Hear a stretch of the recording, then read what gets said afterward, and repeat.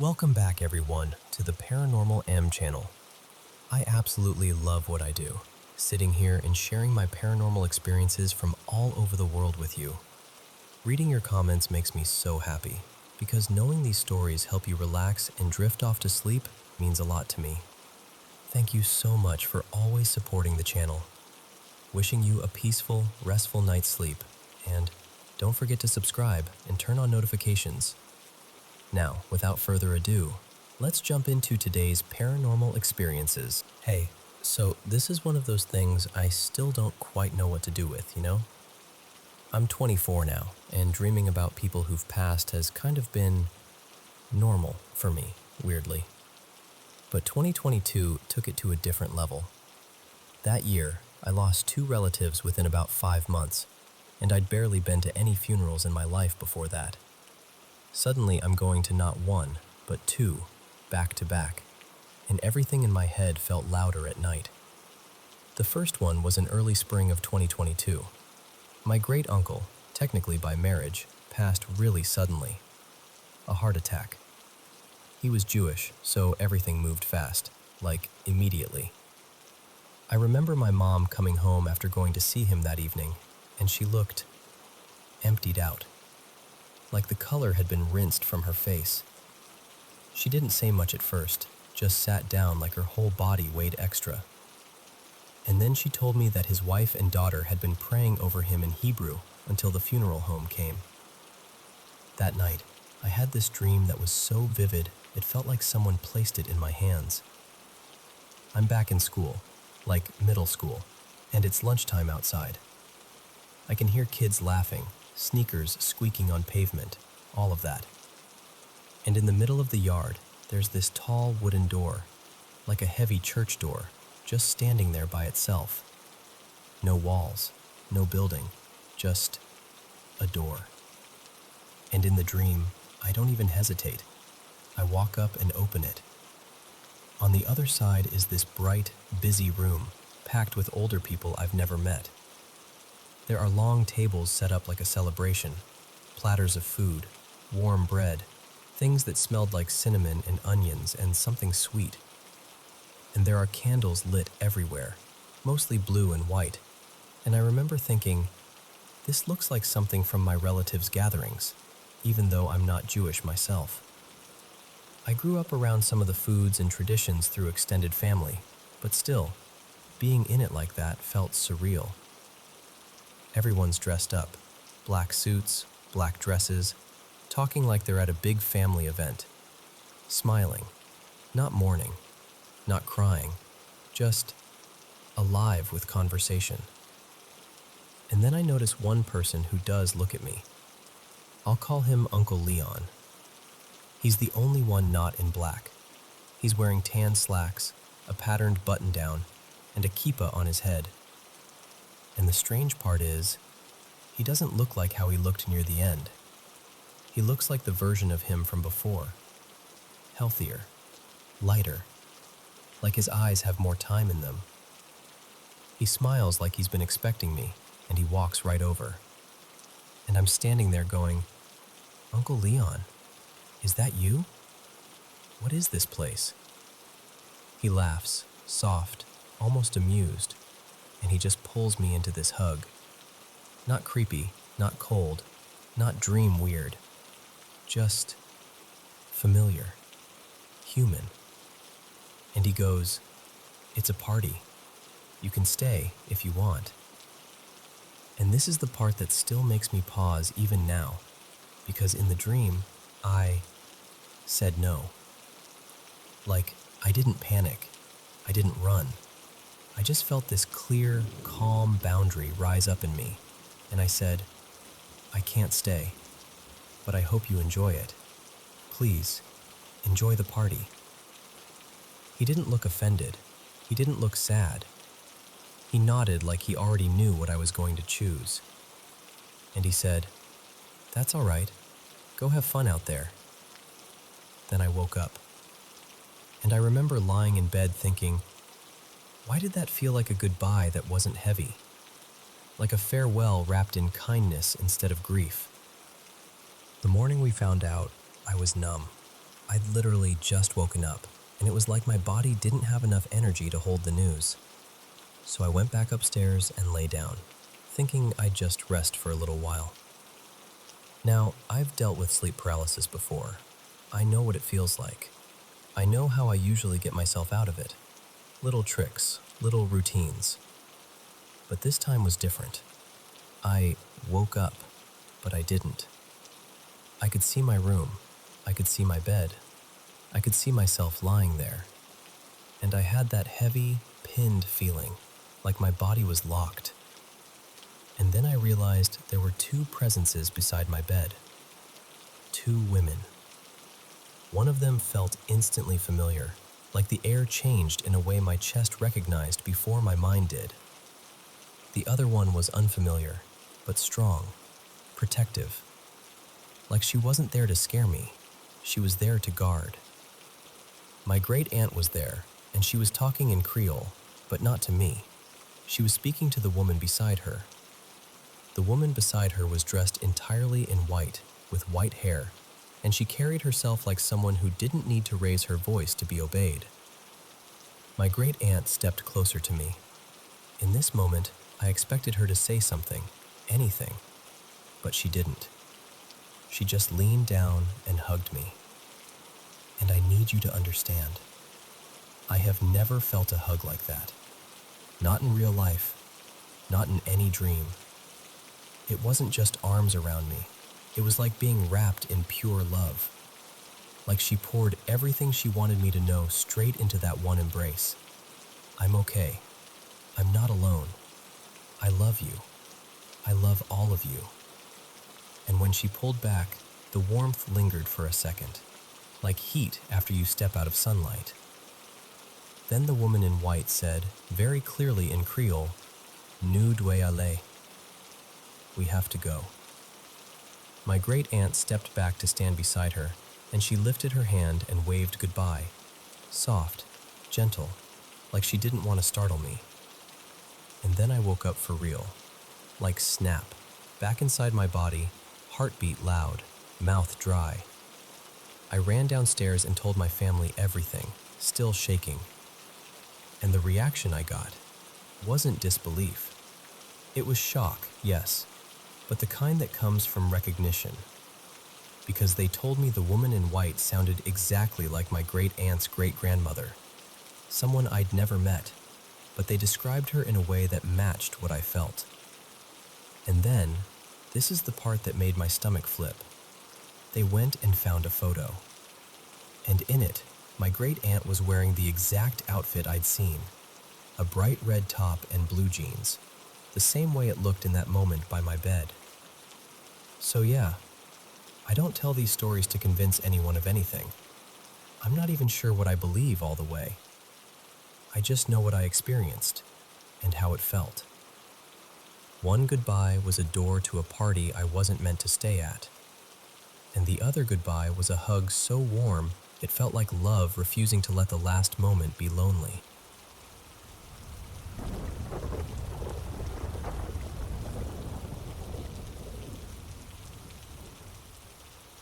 Okay, I know people talk about this kind of thing all the time, but I've been carrying this around for a while, and I just want to say it out loud, because it still sits in my chest like a little stone.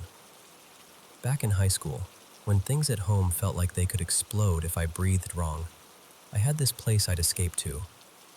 It was this park not too far from my apartment, maybe a 25-minute walk if I didn't rush.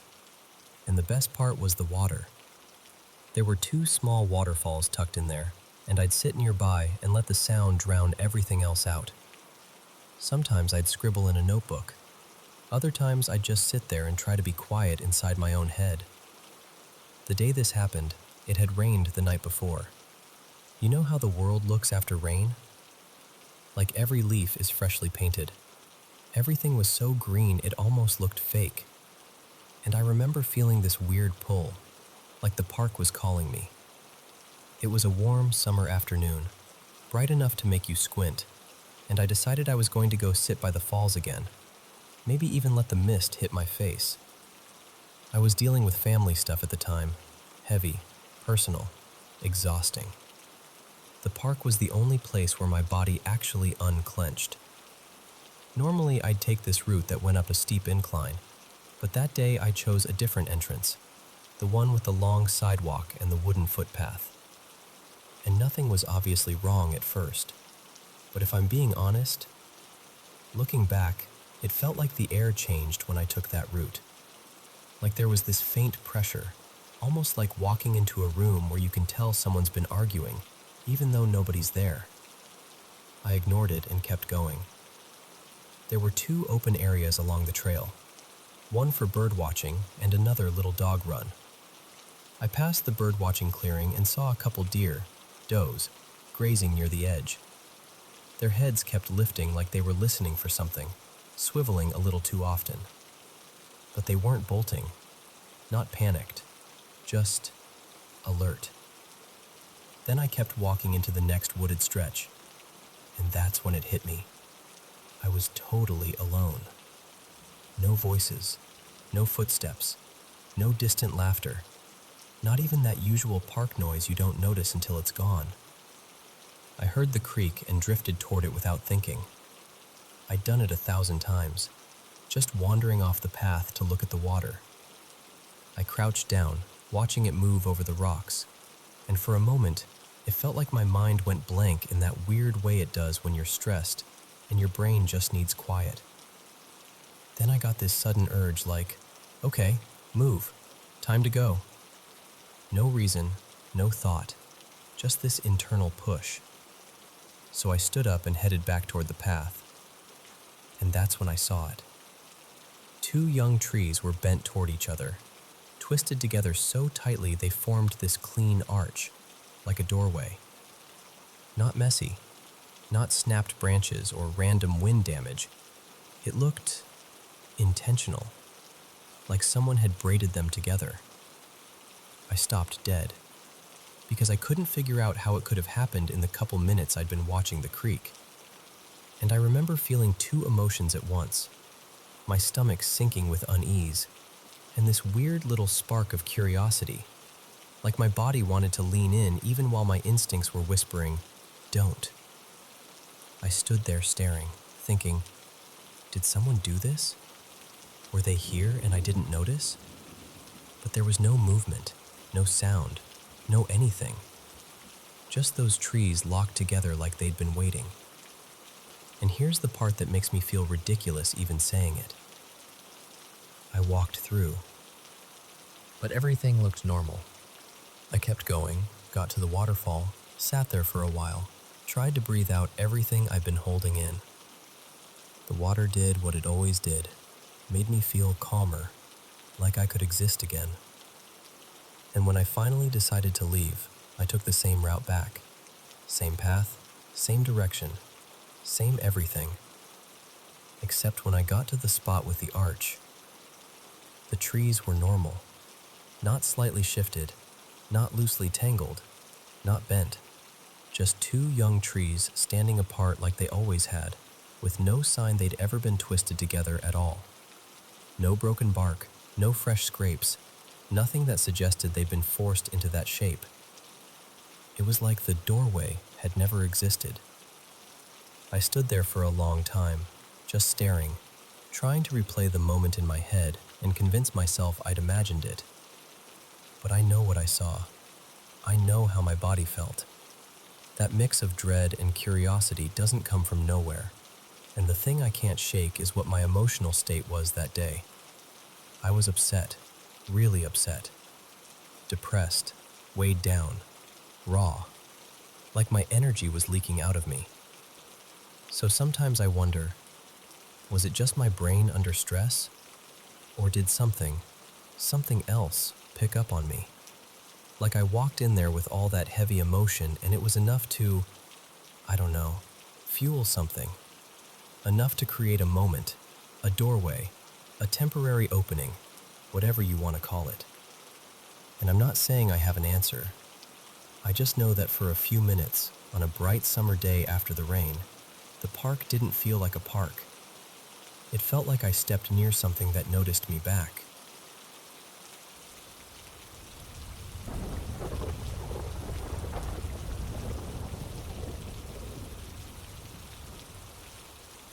So, I've been carrying this around for most of my life, and I don't always know how to say it out loud without sounding a little unhinged. But here goes. Have you ever had a dream or a sudden gut drop feeling where something in you just knows something is about to happen, and then it does? That's been my experience since I was a kid. And I'm not talking about the vague, I'm nervous so something might go wrong kind of worry, though people love to tell me that's all it is. Anxiety, overthinking, catastrophizing. And honestly, I get it. If you sit around waiting for disaster, you'll start seeing shadows everywhere. But with me, it's different. It comes like a wave. It's not a thought I'm spinning up. It's this heavy, sudden certainty that lands in my body. And when it hits, something tends to happen. Not always to me directly. Sometimes it's someone I love. Like just last week, I was sitting on the couch with my partner, Eli, and out of nowhere, I got that feeling. That cold, sinking uh-oh that makes the room feel slightly too quiet. I remember saying, I don't know why, but something feels wrong. I'd barely finished the sentence when my phone rang. It was my sister, Marisol, telling me she'd pulled over because her car was coughing and stalling, and there was this sharp, burning smell, like plastic or wiring. She was shaken, and I could hear it in her voice. Another time, I was at work. Nothing dramatic, just a normal shift, normal conversations, normal background noise. Then the feeling hit so hard I had to grip the edge of the counter. 10 minutes later, I got a call. My younger sister, Tessa, hadn't come home. She was missing. It turned into hours of panic, calling around, checking places, the kind of fear that makes your skin feel too tight. She was found later and she was okay, but that doesn't erase how real that moment was. And then there are the dreams. Ever since I was little, like 8 years old, maybe earlier, I've had this recurring nightmare. Same setting every time, same weird details. It's almost like stepping onto a stage where the props never change. In the dream, I'm inside this familiar house. Not exactly my house, but it feels like one I've known forever. The lighting is dim in that dull, yellowed way, like a hallway at night. There are people around, faces I recognize in the dream even if I can't fully place them when I wake up. And every single time I ask to use the bathroom, someone always tells me the same thing. It's downstairs, basement, first door on the right. And I never want to go. It's like my whole body knows that basement is wrong. The air down there feels heavier, like it's packed with something you shouldn't breathe in. And every time I have that nightmare, something horrible happens soon after, as if the dream is a warning siren my brain can't turn off. The last time I had it, I woke up to my mother crying so hard she could barely speak. She told me my aunt, Aunt Nadine, had been attacked. She didn't survive. I remember sitting up in bed, still half stuck in that dream world, and feeling like the nightmare had followed me into the room. Like it had been waiting for me to wake up and confirm it. But when I woke up, I was confused. We lived in a pretty ordinary area. Suburbs, stores, side streets. Not exactly middle of nowhere territory. Then I found out something I never would have guessed. My sister, Tessa, the one who later went missing, had been secretly involved with Jonah. She was underage at the time. He was in his mid-20s. I didn't know. I couldn't have known. It was like finding out you've been living in a room with a hidden door the whole time. And here's the part that still makes my skin prickle. They were trying to leave. They were driving out toward the border, far from anywhere familiar. And his car broke down. In the desert. Just like my dream.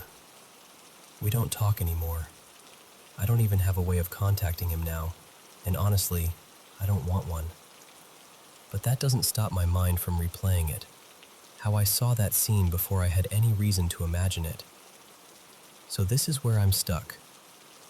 because I've told people about these things, and a lot of the time I get the same reaction, that I'm dramatic, that I'm reading into coincidences, that I'm crazy, or I just have anxiety and I'm attaching meaning to random events. Even my family doesn't really validate it, and that's complicated because they're spiritual in their own way.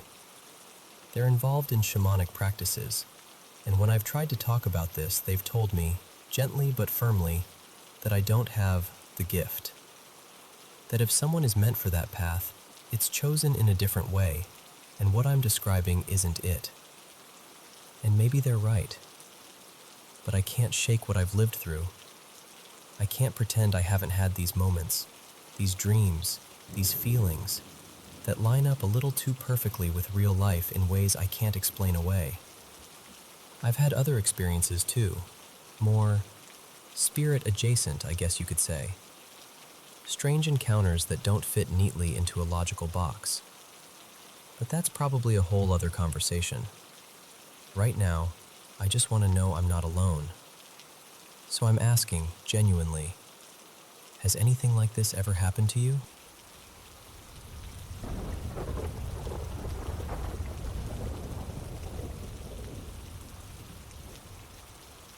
So, there's this old bar back in my hometown. Real small, real rural. It sits just far enough outside of town that you've got fields on the drive over, but not so far that it feels isolated. The place has this worn-in, old western feel. Dark wood, scuffed floors. The kind of bar that looks like it's been listening to people's stories for 100 years. And forever, people have whispered that it's haunted. Not in a horror movie way, though. More like, oh yeah, the place has company. And then they laugh and sip their drink like it's no big deal. Folks claim they've seen someone pass through the hallway, or heard a chair scrape when no one's sitting there, or felt a presence like somebody standing just behind them. I always figured people were exaggerating. You know how it goes. One good story turns into 10 better ones over the years. But a couple weekends ago, I stopped in with a few friends, Mason, Jules, and Tessa, around late night, maybe closer to 1 in the morning. We were heading home from a local get-together and didn't want the night to end yet, so we made this spontaneous little detour. When we walked in, the bar was basically empty. No crowd, no music blasting, nothing rowdy. Just that soft hum of a neon beer sign and the low clink of glass now and then. Behind the counter was the bartender, an older woman named Marlene with silver hair pulled back in a clip. The kind of person who greets you like she's known you your whole life. Warm smile, calm eyes. She didn't seem surprised to see us at all, just poured like it was any other night. And honestly, it didn't feel creepy. It felt peaceful, like the building could finally exhale. We're sitting there talking, laughing quietly, telling stories from the night, and at some point I glance down this hallway off to the side. At the end of it is the back dining room, the part they only open earlier in the day when they do lunch specials. At night, it's usually dark back there, closed off, kind of forgotten. But this time, I saw someone. Just a figure standing in that back room, near the doorway. Not close enough to see a face clearly, just the shape of a person, still and upright, like they were waiting or watching. Here's the weird part. I didn't panic.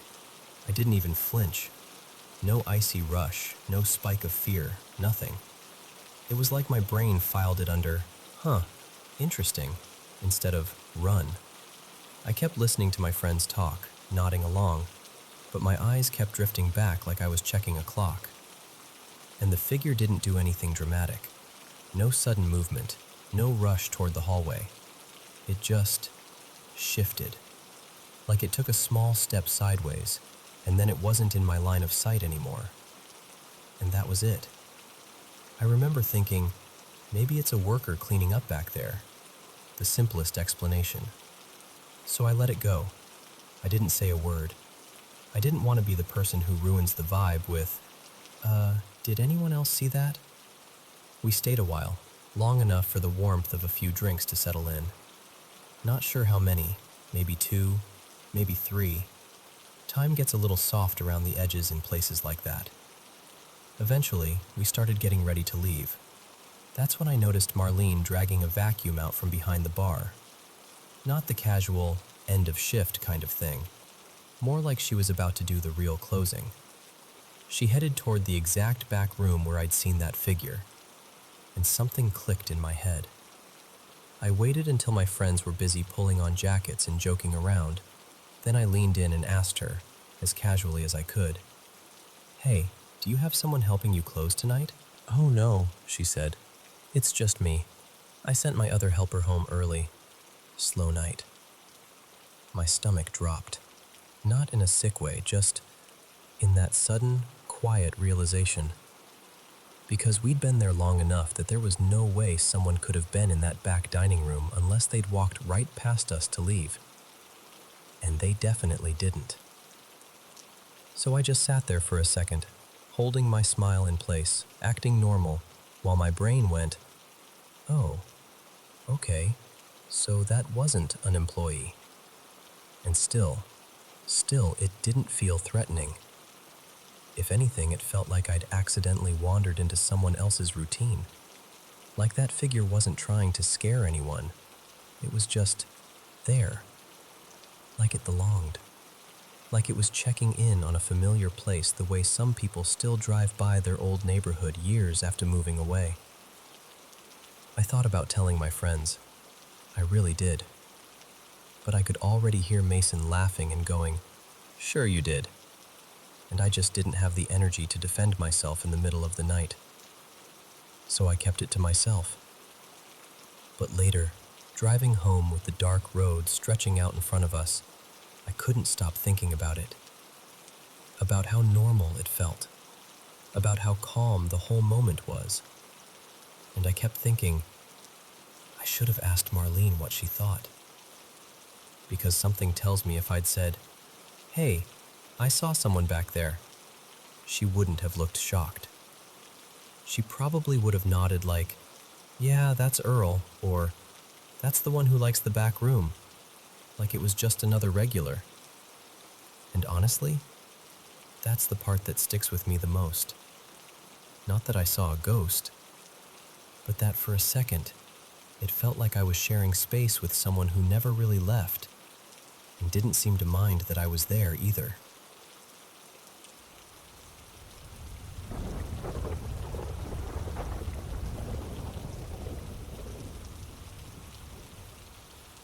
So this happened last night, and I'm still kind of wrecked this morning. Not only because it was scary, because it really was in the moment, but because of what it means. Because now I feel like I know my grandma is still around, and I truly believe she's met her great-great-granddaughter. Let me back up a little. My great-grandma, her name was Marisol, at least that's what I always called her in my heart, passed away about 8 years ago. And she wasn't just a relative. She was the only grandparent figure who ever really showed up for me and my brother.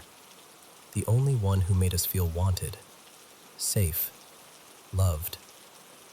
When she died, it felt like she took pieces of us with her. Like the world got quieter in this specific, permanent way. Now I've got a baby girl. She's just a little over 6 months old, and it's honestly eaten at me that she'll never meet Marisol. Like, I'll be holding my daughter and suddenly it hits me all over again. You would have adored her. I've always been kind of spiritually sensitive. I don't even try to make it sound mystical. It's just my normal. I've had strange experiences since I was a kid. I can usually tell when a space has something in it, when someone is near, when the air changes. But aside from one night years ago, I never felt my grandma again. And I never said this out loud before, but I started wondering if maybe she was just gone. Like maybe wherever she went, she didn't come back. Okay, so last night. It was late, around 11, maybe a little after. My partner, the baby, and I were all in bed. Our bed faces this big window, like almost as tall as a door, with blinds covering it. Everything was calm, soft, the kind of quiet that makes you whisper without thinking. and I suddenly realized I'd never told my partner about the one time Marisol did visit me years ago. So I start telling the story, kind of casually at first, but then I get more serious. And I remember saying something like, that was the only time I ever felt her. The only time she ever made herself known. After that, nothing. I'm mid-sentence, looking right at the blinds as I'm talking. And then it happens. The blinds, right in front of us, lift and pull to the side. Not a tiny twitch, not a little sway, like someone actually picked them up and moved them over, a good 6 inches, like a hand had grabbed them. My partner and I both watched it. Then the blinds let go. And they didn't just fall still. They swung back and forth, hard, like a pendulum, like they'd been released with force. It kept going for almost a full minute, long enough for my brain to go, no, no, no, this isn't real. Long enough for my body to go cold. We didn't speak. We just sat there, frozen, listening to that plastic clicking softly as it swayed, waiting for it to stop, waiting for it to make sense. When it finally did stop, it was like my mind snapped back into survival mode. I started scanning for explanations. Air vent? A draft? A passing car shaking something? An uneven window? Anything. But there was nothing. No fan, no breeze, no reason.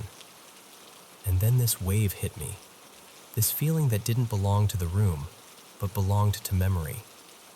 Familiar, warm, almost stern, honestly, like, don't talk about me like I'm not here. I just broke. I started crying so hard I couldn't breathe right, and I turned to my partner and whispered, that wasn't a coincidence, right? And then, this is the part that really undid me. About 20 minutes later, my daughter was on the floor playing, just doing baby things, rolling a little, grabbing at her toy, making those soft little sounds. And then she stops. She looks toward the corner near the window, the exact area where the blinds had moved, and her whole face changes. Her eyes brighten like she's seeing someone she recognizes, someone she likes. She starts babbling, happy babbling, and then she reaches out with both arms and does this little wave grab motion she does when she wants to be picked up. But she wasn't reaching for me. She was reaching for that corner, a corner that looked empty to anyone else. But I knew it wasn't empty. I knew.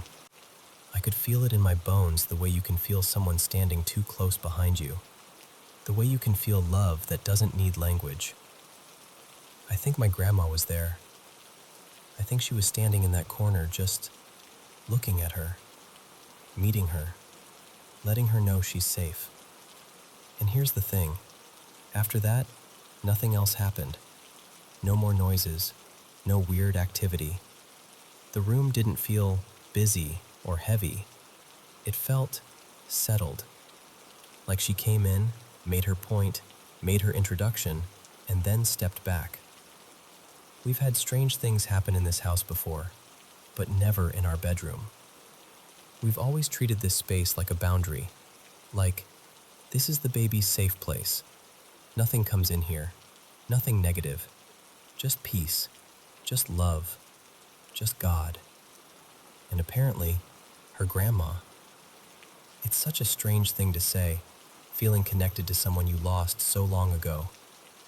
But that's exactly what it feels like now. Connected. Like a thread got tied back together. I feel her presence again. Not constantly, not like a spooky movie. Just like a quiet protection. Like someone watching from the edge of the room with a soft expression, making sure we're okay. And I never thought I'd say this, but I genuinely hope one day, when my daughter is old enough to talk, she tells me she sees someone. I hope she says it casually, like it's normal, like, yeah, Grandma's here. And I hope she feels what I felt growing up. That kind of love that doesn't disappear, even when the person does.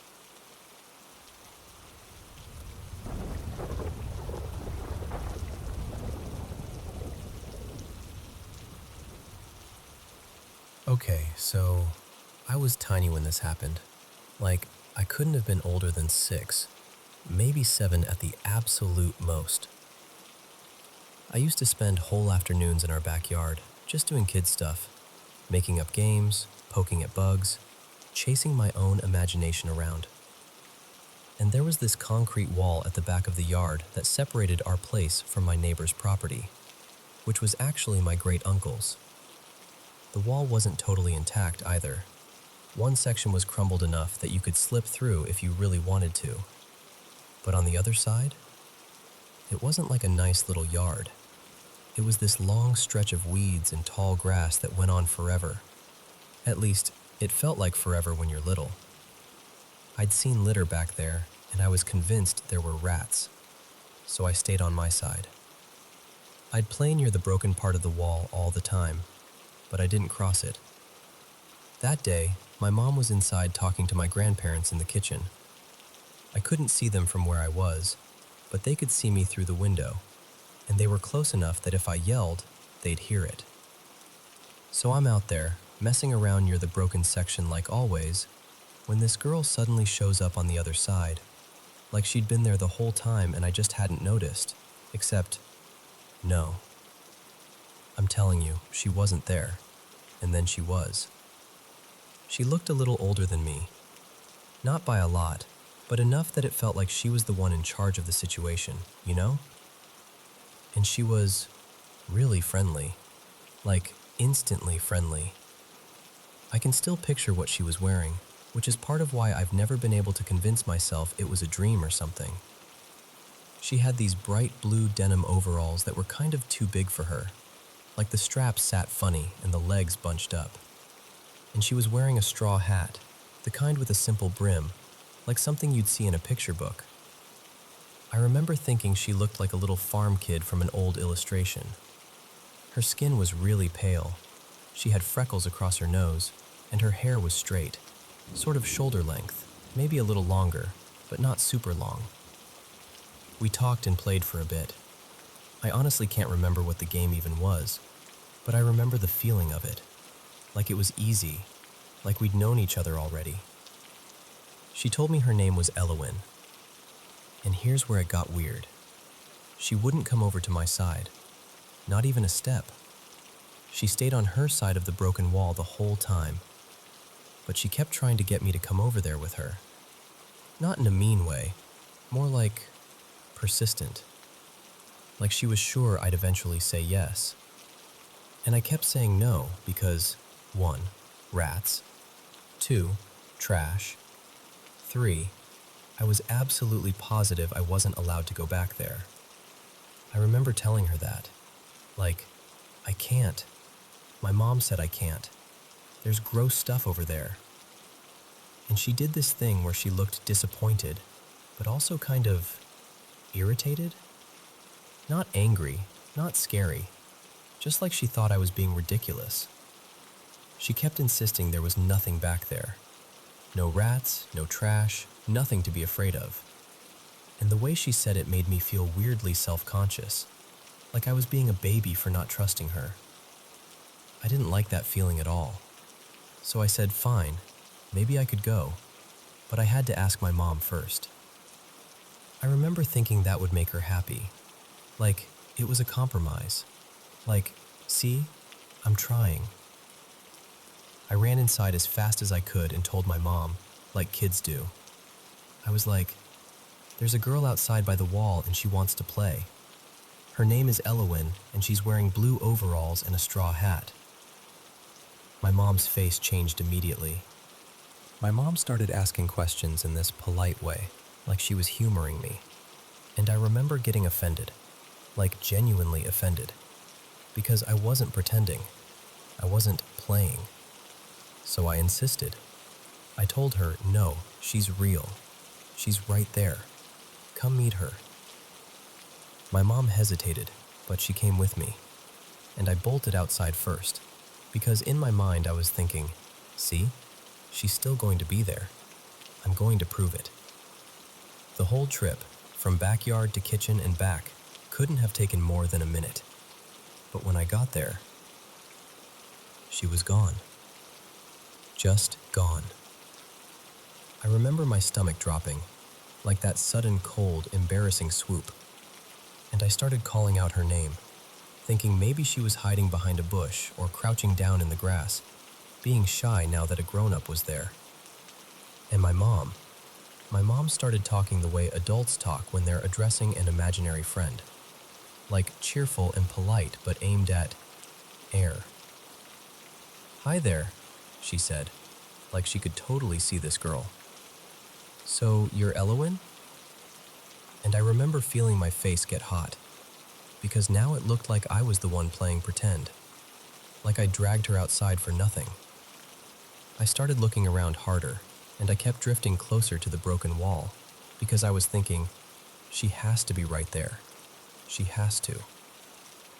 But my mom's voice sharpened. She got impatient. She didn't want me going near the opening, and definitely not through it, which just made me more frustrated, because I already knew I wasn't allowed. That wasn't the point. The point was, I wasn't lying.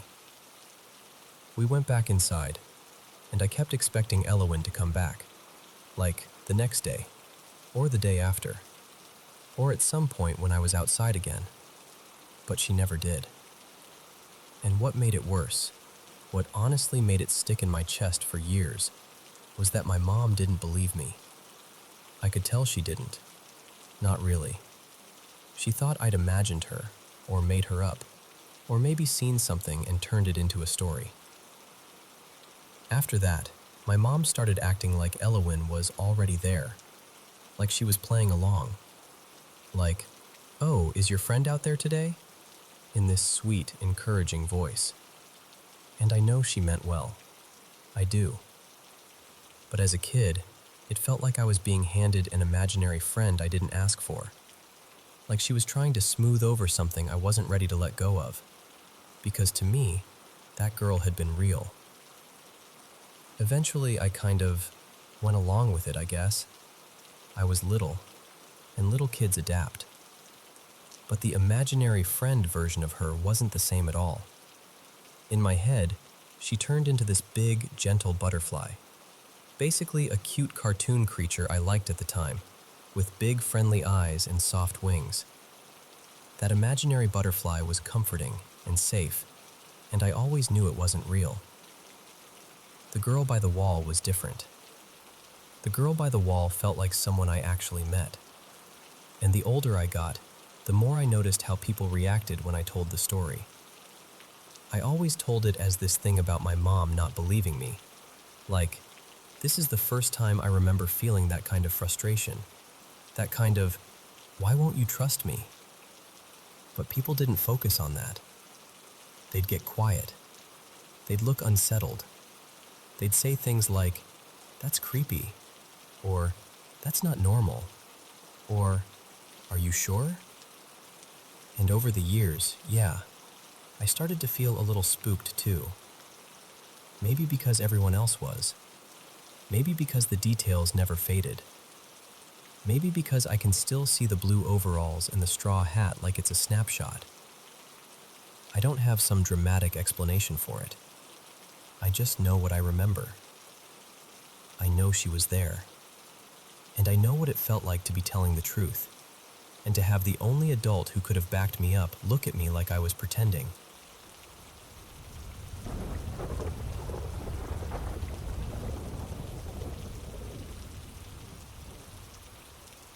Hey, so I'm gonna tell you something that's been sitting heavy on my chest for a couple of days now, and I can't quite shake it. I'm 38, and I live with my wife, Marina, in this house we bought back in 2013. It's one of those older places, built in the mid-50s, solid bones, tons of character. We've raised our 3 kids here, made it ours over time. Paint, small remodels, all that normal life stuff. And honestly, this house has always felt warm, safe, like it's been good to us. But I should mention this one detail, because it might matter, or it might be totally irrelevant, and my brain is just trying to connect dots. About a year after we moved in, one of the neighbors casually mentioned that the original owner, supposedly a really kind guy, actually passed away here. Heart attack. Out on the back patio. And yeah, that's sad, but it never made the house feel creepy or off. No weird cold spots, no bad energy, nothing like that. Just a piece of history. Anyway, 2 nights ago, like middle of the night, around 2:40 a.m., I'm half asleep and I hear Marina get out of bed. She pads down the hall and goes into the kitchen where her laptop setup is. I'm thinking she couldn't sleep, maybe just wanted to read or scroll or whatever. I stayed in bed, kind of drifting. And then, the second I hear her sit down in the chair, I get hit with this sudden, awful feeling. Not anxiety, not, oh no, I forgot something. It was dread, sharp and absolute, like my body decided there was danger in the room before my mind even caught up. I kept my eyes closed because I didn't want to look. I don't even know why. It was just instinct, like, don't open them. I started praying, not performatively, more like reflex, just reaching for something steady. And the moment I did, I saw this blinding white flash behind my closed eyelids, like someone set off a camera flash inside my head. And right after that, it felt like a massive rush, an energetic whoosh swept over me. My whole body went heavy, pinned. And it wasn't just, can't move. It felt like something pressed down through my chest, like my insides were being squeezed. The best way I can describe it is, it felt like my soul was being crushed. Dramatic, I know, but that's what it felt like. I've had sleep paralysis before, twice, years ago, so I'm not unfamiliar with the concept. But those times, I was awake, aware of the room, just stuck. This was different. This time, I felt trapped in this half-dream state where I could hear the world normally, but I couldn't get my body to respond. I didn't hear footsteps or whispers or anything obvious. It was more like the air itself was wrong. I tried to call out to Marina. I tried so hard. In my head, I'm yelling her name. Marina! Marina! But nothing comes out. And I don't know if it was 10 seconds or a full minute, but it felt long. Long enough to start panicking in that helpless way where you're thinking, if something is here and I can't move, what am I supposed to do? Then finally, I snapped fully awake, like surfacing. I rolled over fast and clicked on my bedside lamp, and the room looked normal, totally normal. But the feeling didn't vanish instantly. It lingered, like the aftermath of a storm, like the pressure had left, but the atmosphere hadn't reset yet. My heart was pounding so hard I could feel it in my throat. I was shaking. Not a little rattled, I mean shaking. I just sat there, breathing, trying to convince myself I was safe. Eventually, I calmed down enough to sleep again, and the next day, I kept going back and forth in my head. Do I even talk about this? Part of me felt silly, like, okay, bodies do weird things. Half asleep, stress, whatever. So I told myself it was probably just a freak sleep event and tried to drop it. And then this morning happened. I'm driving the kids to school, just a normal morning, and my oldest, Lena, she's 11, says to her younger sister, totally casually, that she had a night terror the night before. She says she woke up frozen with fear, like she couldn't move, and she could hear voices. But the part that made my stomach flip is what she said next. She said the voices didn't sound like strangers. She said it sounded like us, me, Marina, and the other kids, like the whole family talking, but wrong, like overlapping, like everyone speaking together as one voice, and she couldn't understand what it was saying. And I'm sitting there at the wheel trying to keep my face neutral, because the last thing I want is to scare her, so I just didn't push. I made some gentle noise like, oh wow, that sounds scary, and moved on. But inside, I felt cold. Because she didn't know anything about what happened to me. I never said a word to anyone. So now I'm stuck in this place where I'm trying to stay rational, because that's who I am. I'm not someone who jumps to ghosts or demons or anything like that. I'm open-minded, but I'm practical. And yet, I can't ignore how intensely real it felt, and I really can't ignore the timing with what Lena said. So yeah, that's where I'm at. What do you think it could have been? Just a coincidence? Two weird sleep-related things back to back? Stress in the house? Something environmental? Or something else? And if there is anything I can do to stop it from happening again, something grounded, something practical, even something spiritual if you think that matters, I'd honestly like to hear it. Because whatever that was, I don't want to feel it again. And I definitely don't want my kids feeling anything like that either.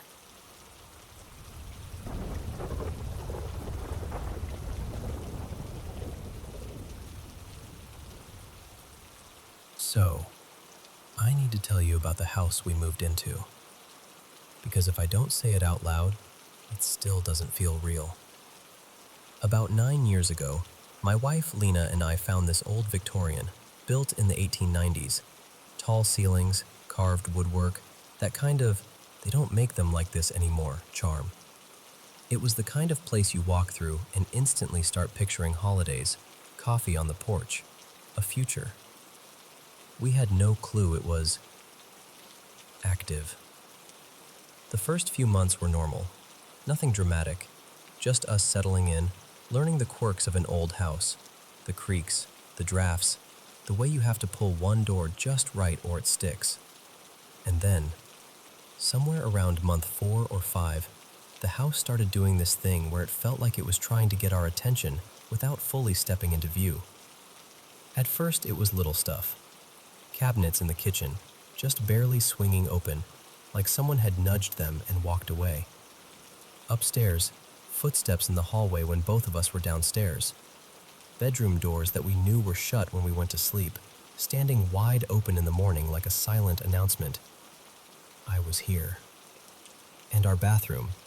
This is the part I still can't make logical. There's an old clawfoot tub with one of those vintage shower setups. 3 separate knobs. You don't accidentally turn it on. You have to commit. But more than once, we'd wake up and the shower would be running full blast. Then things started getting physical. Stuff getting knocked off shelves.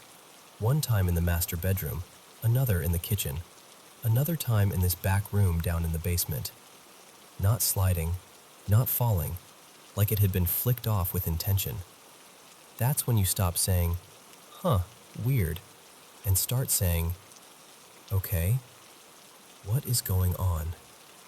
After that, the house got bolder. We'd hear knocking, hard knocks, coming from the living room when nobody was there. A heavy thud from the basement, like something dropping, but when you go down, there's nothing. Lights flickering for no reason, even after we changed bulbs. And the disappearing things. That's the kind of stuff that messes with your head. Like, you put your keys on the little table by the stairs. You know you did. And then they're gone for days. You tear the place apart. You question your sanity. You blame the cat. You blame each other. Then a week later, there they are again. Right where you left them. Like the house is returning them after it's done playing. But the creepiest shift, the moment it stopped being strange and started being personal, was the footsteps on the stairs. Not the gentle old house creaks. These were heavy, angry, like someone stomping up from the bottom step, each footfall louder than the last. And then stopping a few steps from the top, like whoever it was standing there, just out of sight, deciding whether to come the rest of the way. And the thing is, it wasn't just me. My friend Caleb experienced it alone. Lena experienced it alone.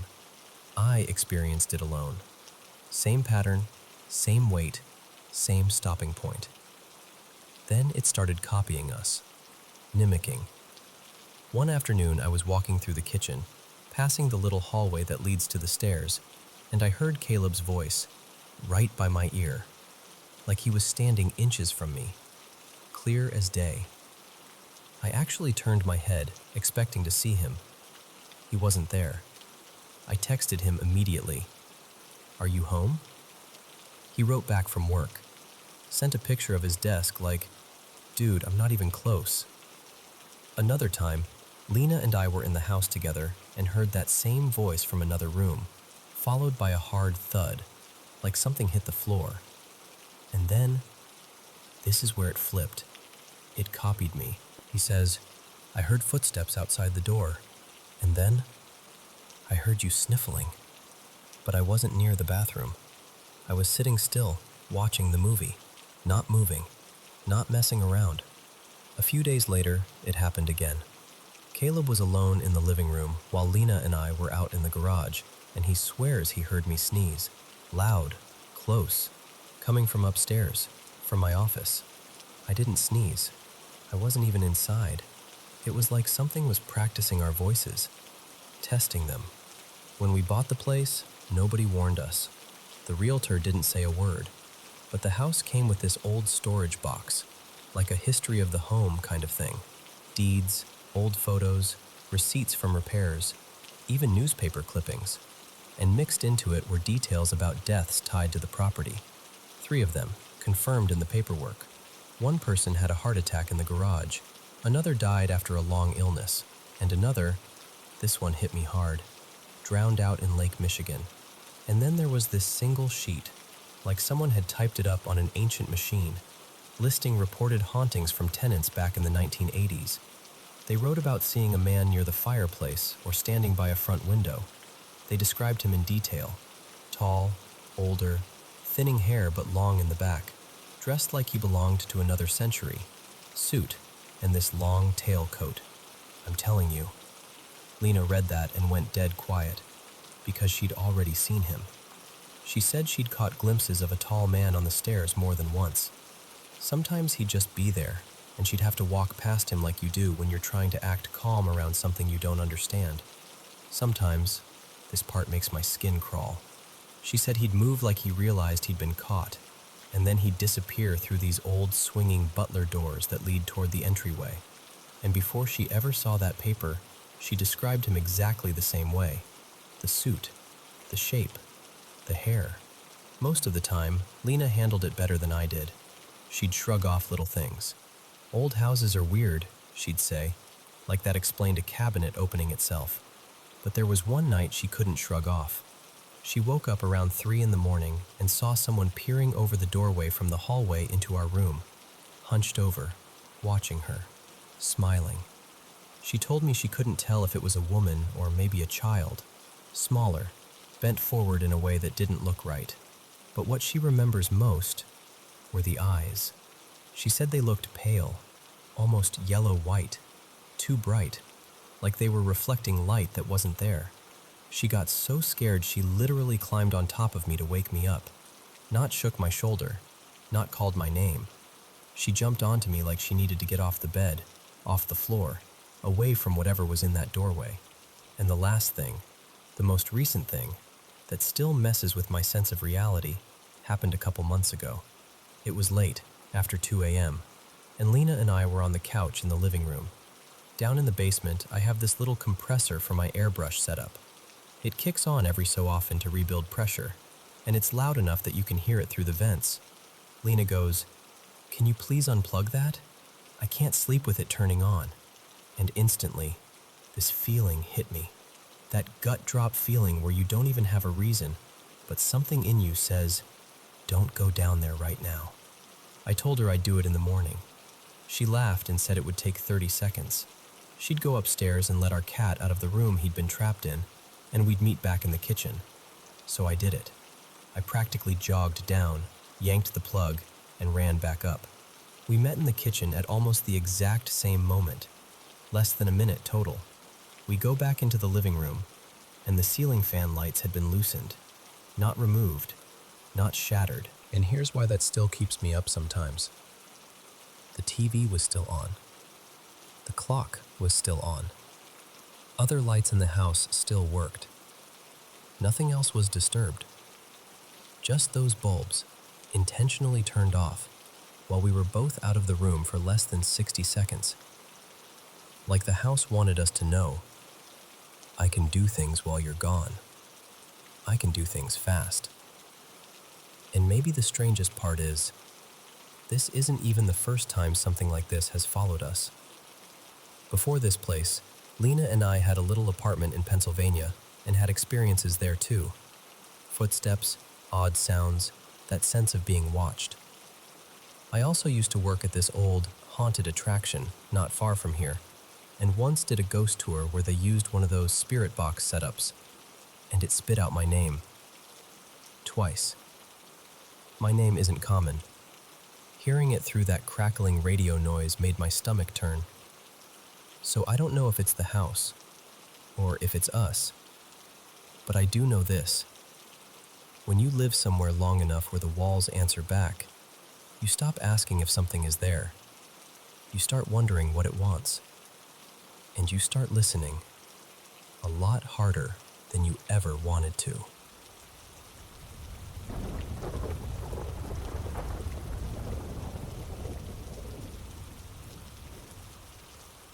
So, I've got to tell you what's been going on, because it's starting to feel like the kind of thing you can't just shrug off anymore.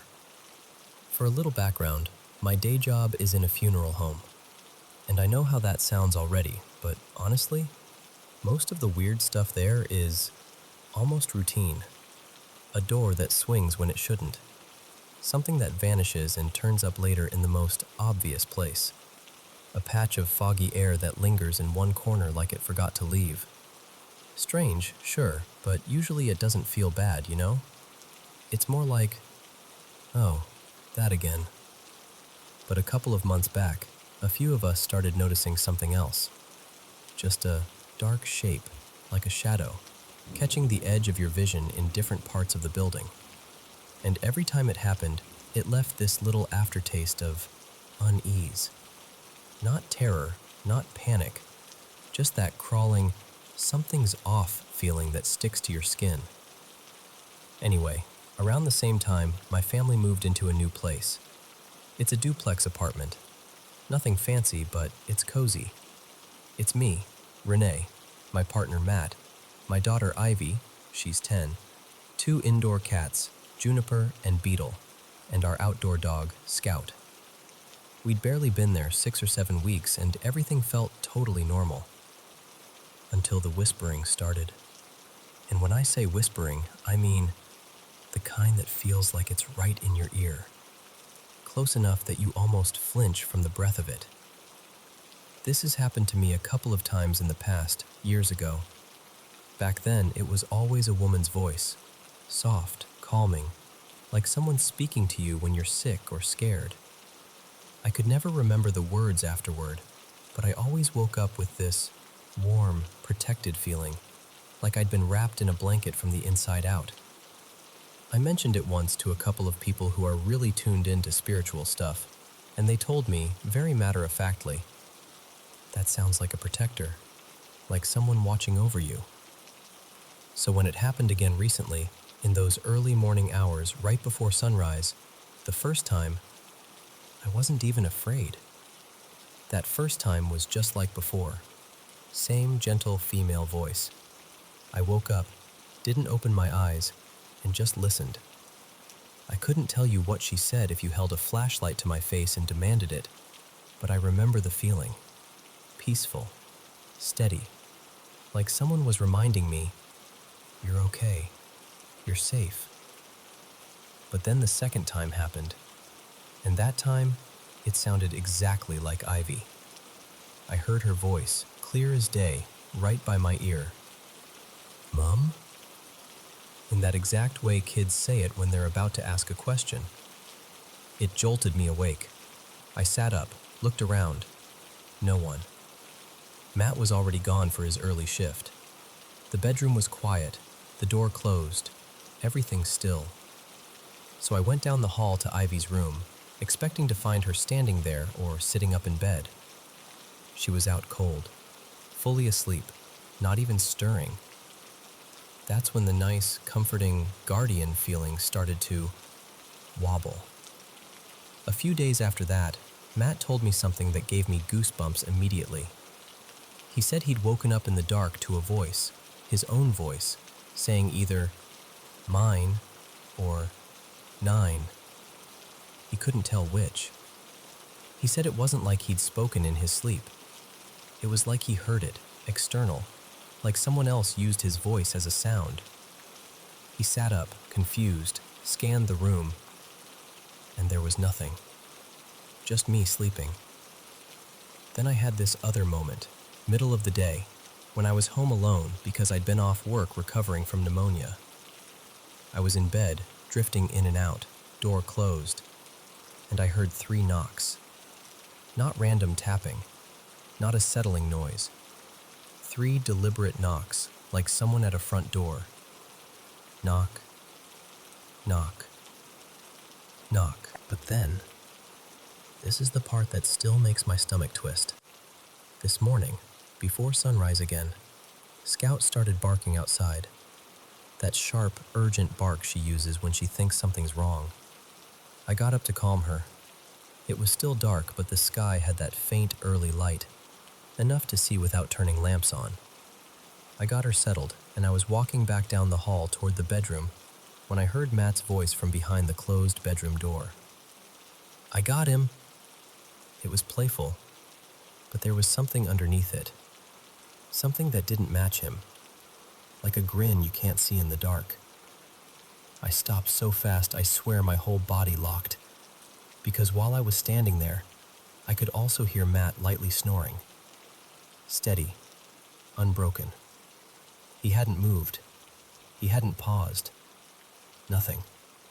And right after I heard the voice, both cats hissed, like full, angry, spitting hisses, and they bolted away from the bedroom door like something had rushed at them from the other side. Juniper and Beetle never do that. They live for that door. They usually camp there like little furry burglars, waiting for someone to open it so they can sneak in and nap on the bed. Matt and I finally sat down and talked about all of it. He told me he'd heard knocking too, coming from the kitchen late last night. 3 knocks. And here's the thing. I hadn't told him about the knocks I heard earlier in the day. Not a word. So when he said 3, my heart kind of dropped. We even checked the security cameras, because of course that's what you do when you're trying to be rational. But nothing showed up. And all of it has been happening on the far side of the apartment, away from the wall that connects to the other unit. So we're pretty sure it's not a neighbor or someone thumping around next door. And then there's me. I've been feeling drained, like someone unplugged me, mentally and physically. Even when I sleep a solid 8 hours, by mid-afternoon I'm barely upright. I keep telling myself it's left over from being sick. Pneumonia will knock you around, I know that. But this exhaustion feels sticky, like it doesn't lift. And yesterday at work, something happened that I haven't been able to stop thinking about. I was talking with coworkers when I felt pressure on my left shoulder blade. Not pain, pressure. Like a hand. But not a normal hand. It felt rough, scratchy, almost scaled? That sounds ridiculous, I know, but it's the closest description I've got. I kept brushing at my cardigan, thinking maybe a hair or a loose thread was poking through my shirt. I kept trying to find the source of it, even slipped my hand down the back of my shirt like, okay, what is this? And there was nothing. No tag, no seam, no pin, no hair. Nothing. It happened over and over until I got so frustrated I could have cried. And then it just stopped. That night I got home, ate dinner, and passed out on the couch like someone hit an off switch. Later, Matt woke me and guided me to bed. And while we were settling in, he casually goes, "Oh, and something weird happened earlier." He told me he'd been packing our lunches and he felt a hand press into his left shoulder blade. Same spot. Same kind of pressure. He said he thought it was me messing with him, so he turned around ready to call me out. I wasn't there. He checked the living room and I was still asleep on the couch. He just stood there in the kitchen staring at nothing, trying to make it make sense. And one more detail. One of my coworkers, a woman who is very spiritually tuned in, mentioned this past week that she saw something perched on her own shoulder in the bathroom mirror while she was washing her hands. She said it like she was trying not to scare herself as she said it. So now I'm sitting here, connecting all these dots I don't want to connect. And I keep thinking, what if it isn't just one thing? What if it's multiple presences, multiple energies? One that comforts and one that imitates, one that watches and one that pushes. I don't know. I just know it's getting stranger, and it's starting to feel less like weird little apartment noises and more like something learning us, like something practicing our voices in the dark right before the sun comes up.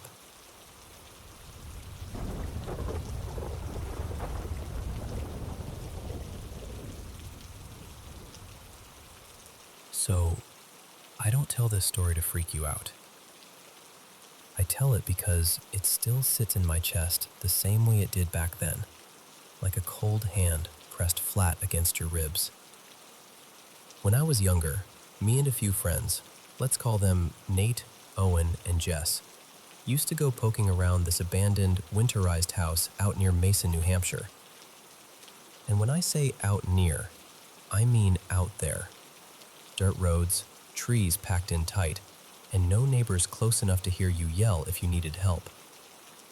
It was the kind of place where the world gets quiet in a way that feels unnatural. The house itself was oddly intact for being empty. We found old boxes and paperwork that made it look like nobody had really lived there since around 2006 or so, like time just stopped and left everything behind. Most rooms were trashed from people rummaging through. Bedrooms turned inside out, the living room littered with junk and broken things. But the sunroom, that was different. On one wall, there was this messy, half-faded writing, like somebody tried to copy Latin without really knowing it. And there was a symbol on the floor, something like a star drawn inside a circle. Not neat, not dramatic like in movies. More like someone scribbled it in a hurry and didn't care who saw it later. There were also these painted snakes winding along part of a wall. And I remember thinking, why snakes? Why here? We went there more than once because it was private. Nobody bothered us. We could mess around, explore, talk, laugh, whatever. But here's the thing. Even when nothing happened, the place always felt sour, like the air had a mood.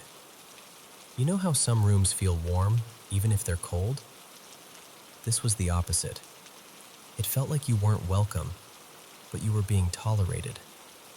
And then, one day we decided to go into the basement. The basement stairs were narrow and steep, and the smell down there was sharp. Dust, metal, something chemical. Our phone flashlights were doing that jittery thing, cutting little slices out of the dark. And the second we got to the bottom, we saw it. Heavy chains fixed up near the ceiling area, like restraints. The kind you'd strap around wrists, arms raised up. It wasn't subtle. It wasn't maybe. It was exactly what it looked like. And on the floor beneath it there was a stain, old, dark brown, spread in an uneven patch. I remember my brain trying to argue with itself. It's rust. It's old paint. It's something. Anything but what your gut says. Nearby there was a workbench, and it was loaded with stuff. Bottles that looked like chemical containers, strange little glasses, tools, random pieces that didn't belong together. Like someone had been experimenting, or cleaning, or preparing. I don't even know. I just know my skin went tight. And then, this is the part I still struggle to explain without sounding crazy. I got this sudden, clean, violent certainty in my head, like a thought that wasn't mine. Get out. Now. It wasn't a whisper. It wasn't a bad vibe. It was like someone shoved the words straight into my mind, hard enough to make my stomach drop. So I didn't try to convince anyone. I didn't make a speech. I just told the guys, I'm going outside. I've got a really bad feeling. And I moved fast, up those stairs, 2 at a time. At the top, there's this little gap where the basement door and the front entry are close. And I remember kind of hopping over clutter, like my body was on autopilot, just trying to get air and daylight. Outside, the daylight didn't even help much. I paced in front of the house, pretending I was fine, waiting for them to come up. But then that feeling hit. The one where you can feel eyes on you, even if you can't see anything. Top floor, left side window. And there was a white face staring down at me. Not a shadow that could be a curtain, not a trick of light. A face, pale, still, watching me like I was an insect under glass. I swear, my whole body snapped into panic. I screamed, just one ugly burst, and bolted straight into the woods like a kid. I didn't make it far, maybe half a minute, long enough to realize I was alone and breathing like I'd been running for my life because, honestly, I thought I had. I forced myself to walk back, slowly, trying to act like I didn't just lose it. When I looked back up at the window, gone. A few minutes later, the guys came up, laughing at first, until they saw my face. I told them exactly what happened. Nate got that stubborn, angry look and said we should go check upstairs. Owen, being Owen, started talking about breaking the window, just to prove nobody's in there. I didn't like that. I told them not to. But you know how it goes when you're young and someone's trying to feel brave. My protest got swallowed by their adrenaline. We stayed outside for a while after that, like we were daring the house to do something. Eventually, we decided to leave. My car was an old '98 Saturn coupe, nothing fancy, but it always started. Always. I turned the key. Nothing. Not even a click. No dash lights. No interior lights. Just dead. Like the car had been unplugged from reality. At first, I assumed I'd done something stupid. Left a light on, left the key turned, something. But I knew I hadn't. We popped the hood, tried the basics, waited, tried again. Still nothing. And out there, service was garbage. The trees just swallowed the signal. So we sat near the car as the sky started dimming, trying to call anyone we could. And while we're doing that, Jess walks up and says, really quietly, "Look at the upstairs window, the top left. Tell me if you see anything." My stomach did that same drop again. I looked, and I'm not exaggerating when I tell you what was there. 2 huge, faint, dark red eyes. Not a whole face, not a head, just eyes, floating in the window like embers in smoke. They shifted slightly, like whatever it belonged to was breathing, like it was leaning in and out just a fraction. I told him, "Yeah, I see it." And he just stared at me, pale, and said, "I thought I was losing my mind." We kept looking back at the window while the others fought for signal, and the eyes didn't leave. They stayed there, unblinking, holding that spot like it owned it. Eventually, thank God, someone got through and a friend came to pick us up. But we still had to deal with my car. We didn't want it sitting right at the house, because if cops rolled up for any reason, we'd be done. So we pushed it, quietly, urgently, down the road and deeper into the woods to a little pull-off near a lake, where a tow truck could reach it later without parking right at the property.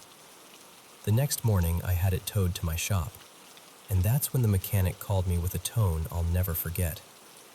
He goes, "This is weird. Both fuse panels are blown. Like everything. Not one fuse, not a couple. All of them. Every single fuse in both boxes. They had to replace the entire set.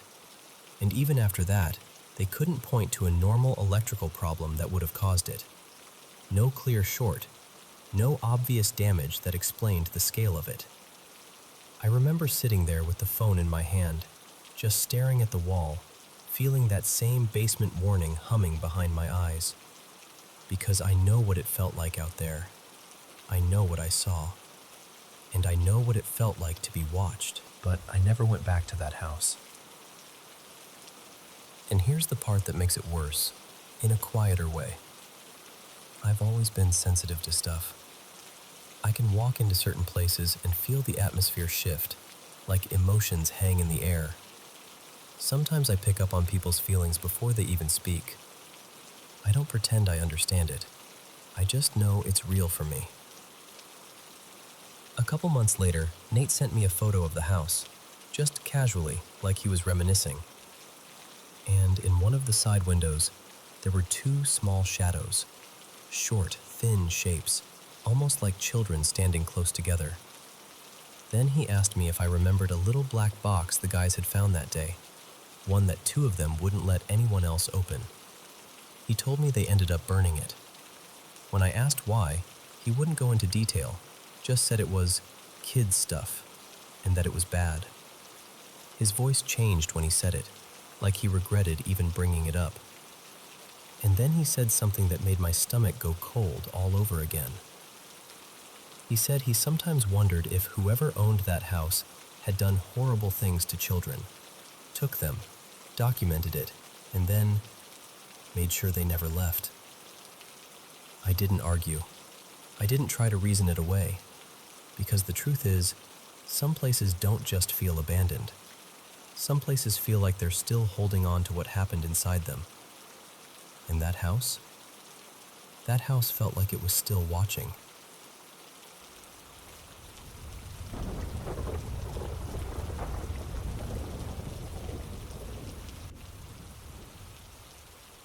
Okay, so I'm going to tell you something that still makes my stomach flip a little when I say it out loud. It started a while back, late spring, around the end of April, I think. Our baby boy, Milo, was only a few months old then, still in that phase where naps happen constantly and the whole day feels like a blur of bottles, laundry, and little squeaky yawns. One afternoon, maybe around 5-ish, my partner Tessa and I were out on the back patio making dinner, just grilling, trying to pretend we were normal adults for 10 minutes. We had the baby monitor sitting right there with us. Milo was upstairs in our room, dozing in his bassinet. He started to stir and fuss the way babies do, like he was revving up for a full cry. Tessa said she was going to run inside and use the bathroom before going up to get him. Totally normal. I was carrying a plate in through the kitchen when she stepped out of the hallway bathroom, and she just froze. Like, stopped dead, eyes wide, the kind of look where you instantly know something is wrong. I tried to lighten it, because that's what you do when you don't understand what you're seeing. I said something dumb like, "You know I live here too, right?" And she just whispered, "I saw a hand." I remember blinking at her like, "A hand? What do you mean, a hand?" She told me she'd glanced at the monitor, just a quick look, and saw a hand come into frame and touch Milo, like someone was settling him. And for one terrifying second, she assumed it was me, until she saw me right there in the kitchen, nowhere near the stairs. That's when the panic hit both of us at the exact same time. We ran upstairs, like actually sprinted. Checked the room, the closet, behind the curtains, everything. Nothing. No person. No weird noise. Milo was there, little face scrunched up, breathing normal, like nothing had happened. And I want you to understand, our house setup makes the "someone is secretly living here" theory feel impossible. We work from home. We've got two loud dogs that notice everything. There's no attic entry into the bedrooms, no hidden door, none of that. If someone was in our home, we would know. So for the next few weeks, I did what my brain always does. I tried to bulldoze it with logic. I told myself maybe the monitor glitched. Maybe it flashed an old image. Maybe the angle made a blanket look like fingers. Anything. But here's the thing. I'm picky about cameras. It's part of my job. And this monitor is live feed only. No recordings, no memory. When it loses signal, it doesn't stutter or smear. It just cuts to a blank, connection lost screen. We've used monitors like this for years with our older kid too, and I've never once seen it replay anything. So, as much as I wanted to file it away as a weird one-off, I couldn't quite do it. Then last night happened. It was one of those nights where you're half asleep, barely human. Milo had been sleeping in his crib in his own room, and we were in our bed. I remember the time because my eyes hit the clock right after. 3 a.m. exactly. I heard him cry through the monitor on my nightstand. Not just a whimper, an actual cry. I rolled over to nudge Tessa, but her side of the bed was empty. And as I turned back toward the monitor, I saw it. A hand slid into view from the edge of the frame.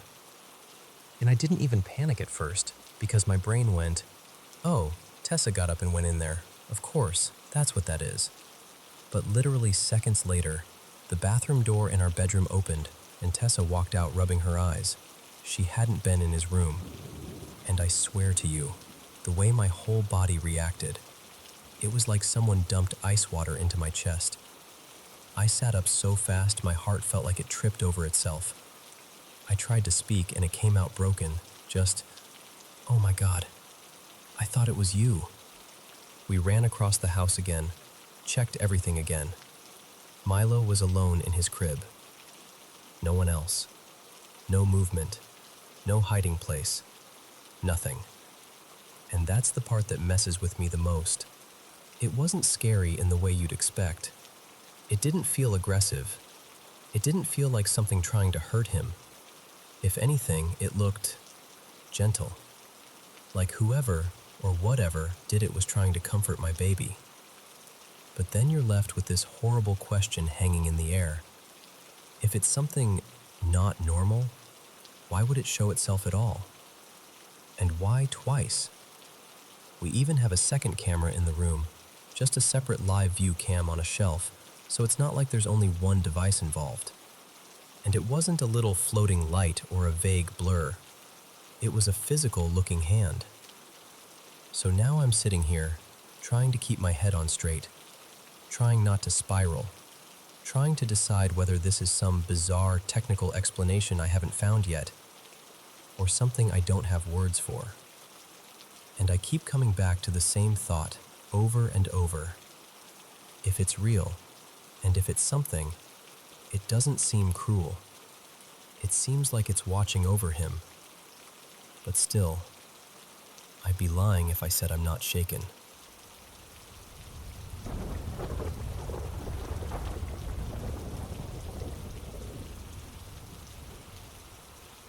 Hey, so I want to tell you about my kid, because this has been sitting in my chest for years. My daughter, her name's Luna, is 7 now. She's autistic and mostly communicates in short phrases, sometimes just single words, and sometimes with gestures that make perfect sense, but only if you already know her language. And ever since she was a baby, she's acted like the world has extra layers the rest of us can't see. When Luna was tiny, like still in the squishy baby phase, she'd just light up. She'd smile at empty corners, wave at nothing, giggle like someone was playing peekaboo with her, except there was nobody there. And as she got older, it didn't fade. It got more specific. As a toddler, she'd crawl and then toddle straight toward nothing, hands out, like she was chasing bubbles, like there were little moving targets floating around the living room. One time, This is one of the few times she managed to explain it out loud. She said, very calmly, "Blue lights, yellow lights." Like it was the most obvious thing in the world.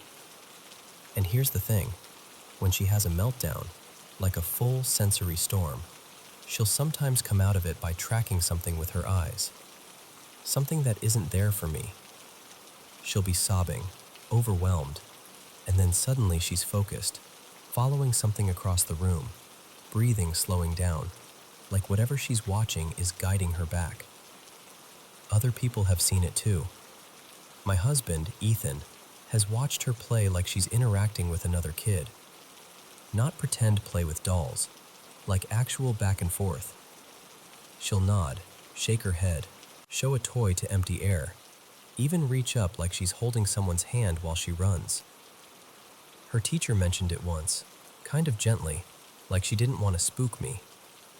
"Luna plays like there's a friend beside her," she said, like she's sharing. When Ethan asked Luna who she was playing with, Luna pointed at open space next to the couch and said, "That boy." Just that boy. No hesitation.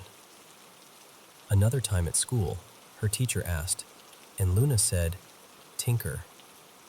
Then she added, "Like the flying one." I swear I felt my stomach drop.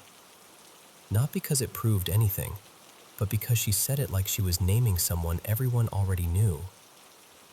Most of that you could chalk up to imagination, a vivid inner world, an invisible friend, totally reasonable. But then there are the moments that don't sit neatly in that box. Like this one. My dad came over to visit. When he was getting ready to leave, Luna looked up from her little pile of blocks and said, "Pop goes in the blue car." We laughed, because my dad's car is white. Ours is dark gray. Outside the window, no blue car, nothing. 10 minutes later, my dad goes to start his car and it won't turn over. Dead. He ends up calling for a ride share. And tell me why the car that pulls up, right on time, bright as a children's book illustration, is blue. Or this, Luna's birthday last year. My in-laws gave her a gift bag with tissue paper and a bow, the whole thing. Luna took one look at it and frowned. Then she said, "Flower broken." She didn't want to open it, just stood there, stiff, like, nope. We coaxed her gently, thinking maybe she just didn't like surprises that day. Inside was a little tea set, porcelain, delicate, covered in tiny painted flowers. And one of the cups had a crack right through the center of a flower, like it had been split with a thin, precise line. No explanation. She'd tense up if you tried to guide her over it. And then, a year later, my younger kid, my son Jude, got sick and threw up all over that exact patch. Same place, like the carpet had been waiting. She did something similar with one of Ethan's shirts. A totally normal shirt, soft cotton, no weird texture, no strong smell, nothing. But if he wore it, Luna acted like he was radioactive. She'd back away, scrunch her face, hide behind furniture like she was avoiding a monster in a cartoon. Months later, Ethan is holding Jude while wearing that shirt, and Jude suddenly vomits all over Ethan's chest. It sounds funny when I say it like that, I know. Like, okay, maybe she's just got a sixth sense for puke-related disasters, but it kept happening in ways that made me feel watched. Like the universe was leaving little sticky notes only she could read. One day she asked our neighbor, Mr. Patel, "You fixed the window?" He laughed and said, "Which window?" Luna pointed, very specifically, at a single window on the side of his house, and she gave this expression like, obviously that one. There was nothing wrong with it. No crack, no loose frame, perfectly fine. A few weeks later, a soccer ball from the kids down the street hit that exact window and shattered it. But the part that really unravels me, the part I still don't know how to hold, is Grandma. When Luna was learning family words, it made sense at first. Mama, Dada, Nana, Pop, all that. Normal little kid stuff. Then she started saying, Grandma. And I froze the first time because my mom, my actual mom, disappeared when I was 12.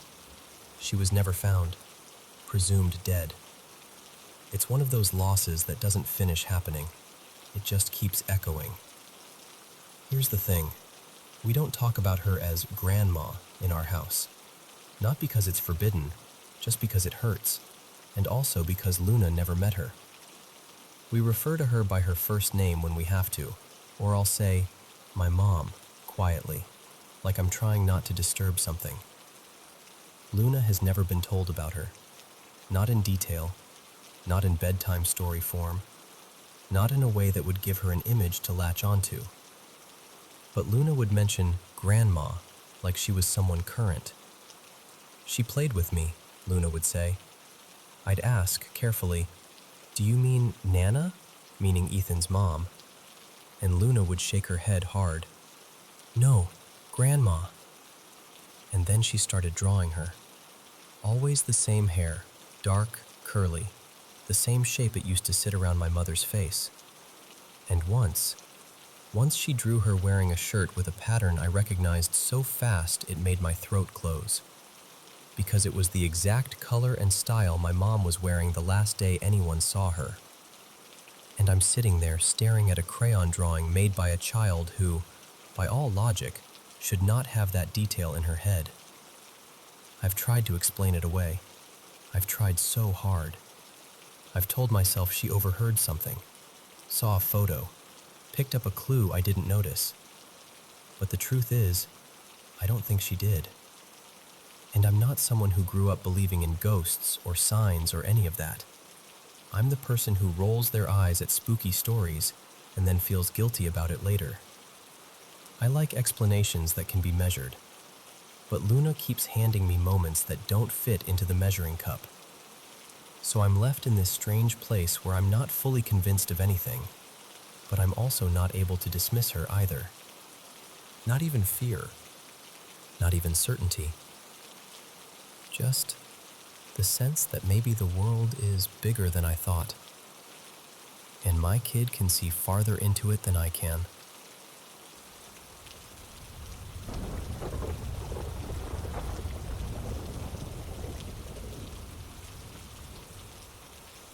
Hello, and welcome back to the Paranormal M channel.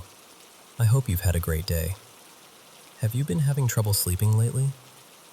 Let me help you drift off with some chilling paranormal stories. Make sure to subscribe and turn on notifications so we can listen to mysterious encounters from around the world every night and get a good night's sleep together. Turn on your nightlight, put on your headphones, and let's jump into today's paranormal experiences. Alright, so a little bit of context first. I grew up on the Sunshine Coast in Queensland, in this tiny rural pocket where our place backed onto a big stretch of bushland. It wasn't some little backyard either. Think a couple hundred acres of scrub and trails.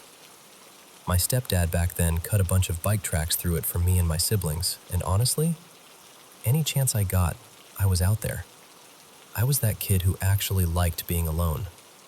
I'd pack a backpack with snacks, roll up a swag, and pretend I was doing my own bargain bin teen survival show. I'd ride out, find some random spot that felt like it belonged to me, and camp out just to get away from everything. And the funny thing is, I always felt safe out there. Like, weirdly safe. There weren't really predators to worry about, and anything that could spook you would bolt the second it heard a bite coming. The bush felt quiet and predictable. But one evening, it wasn't. It was midsummer, around 7:15 or 7:30, and the sun was still hanging around. Bright enough that I didn't even think twice about going for a ride. I remember thinking I'd just do a couple hours on the trails and head back before it got properly dark. There was this one track I loved, winding, familiar, the kind you could ride without thinking too hard. And along it, there was this fallen tree that had been there for ages, lying straight across the path. Every time I came to it, I'd stop, lift the front wheel up onto the trunk, sort of bump the bike over, and keep going. So I roll up to that log like I've done 100 times, and I swear, the moment I stop, something in me just drops. Like instant unease. No warning, no slow build. Just this heavy, awful feeling. Like I'd walked into someone else's space and they were furious about it. It felt like being watched, but not in a normal way. More like someone was staring through me with this old, angry intensity. Every hair on my arms went up. My stomach went tight. I remember actually pausing and thinking, what is that? Why do I feel like this? So I do what you do. I look around. Trees, scrub, shadows, the trail behind me, nothing. Absolutely nothing. And I tried to logic it away. I was like, okay, Liam, calm down. You've had too many energy drinks. You're being dramatic. Plus, the nearest neighbor was ages away. Nobody's just wandering deep into our property for fun. It didn't make sense. And then, behind me, in the tree line, I hear it. A snap, like a twig breaking under a foot. My heart goes straight into my throat. I turn, scanning, fast. Nothing. But then another crack. And another. Not like a wallaby hopping off. Not like branches shifting in the wind. It sounded deliberate. Like something moving slowly, stepping carefully, but not trying hard enough to be silent. That's when the fear turned from uneasy into, I'm in danger, and I don't know why. I actually started talking, quiet at first, kind of embarrassed even though I was alone. Hello? Is someone there? No answer. Just more snapping. Around me, not just in one spot, like it was circling, or the sound was bouncing weirdly between the trees. And then I heard a voice. Not loud. Not close enough that I could point to it exactly, but close enough that my skin went cold. It said, "Help me." Except, it didn't sound like one person. That hit me like a shock. I don't even remember thinking. I just remember my body going, nope, nope, nope. I threw my bike over the log so hard I nearly stacked it, and I took off down the trail like my life depended on it. I have never ridden that fast before or since. I could barely see straight. All I could think was, get out, get out, get out. And as I started putting distance between me and that spot, it shrieked. I don't even know how to explain that sound properly. It was this warped, unnatural scream, like a person screaming, but mixed with this metallic screech, like truck brakes or tearing metal. Too loud, too wrong. It didn't sound like any animal I've ever heard in the bush. I didn't stop. I didn't look back. I just kept riding until I hit the far side of the property, where there was a barbed wire fence that backed onto a dirt road.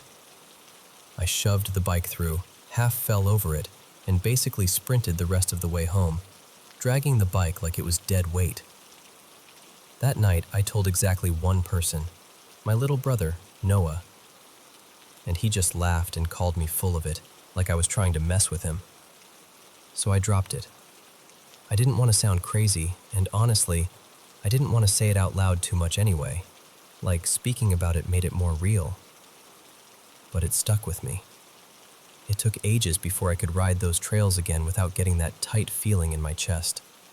And that particular track, I avoided it for a long time. And the strangest part is, after that, nothing like it ever happened again. Not even close. So yeah, that's it. That's the story. And I'm telling you, I've tried to explain it every logical way I can, and every explanation feels like it falls short. I still don't know what I heard, or what was out there with me. What do you think it might have been?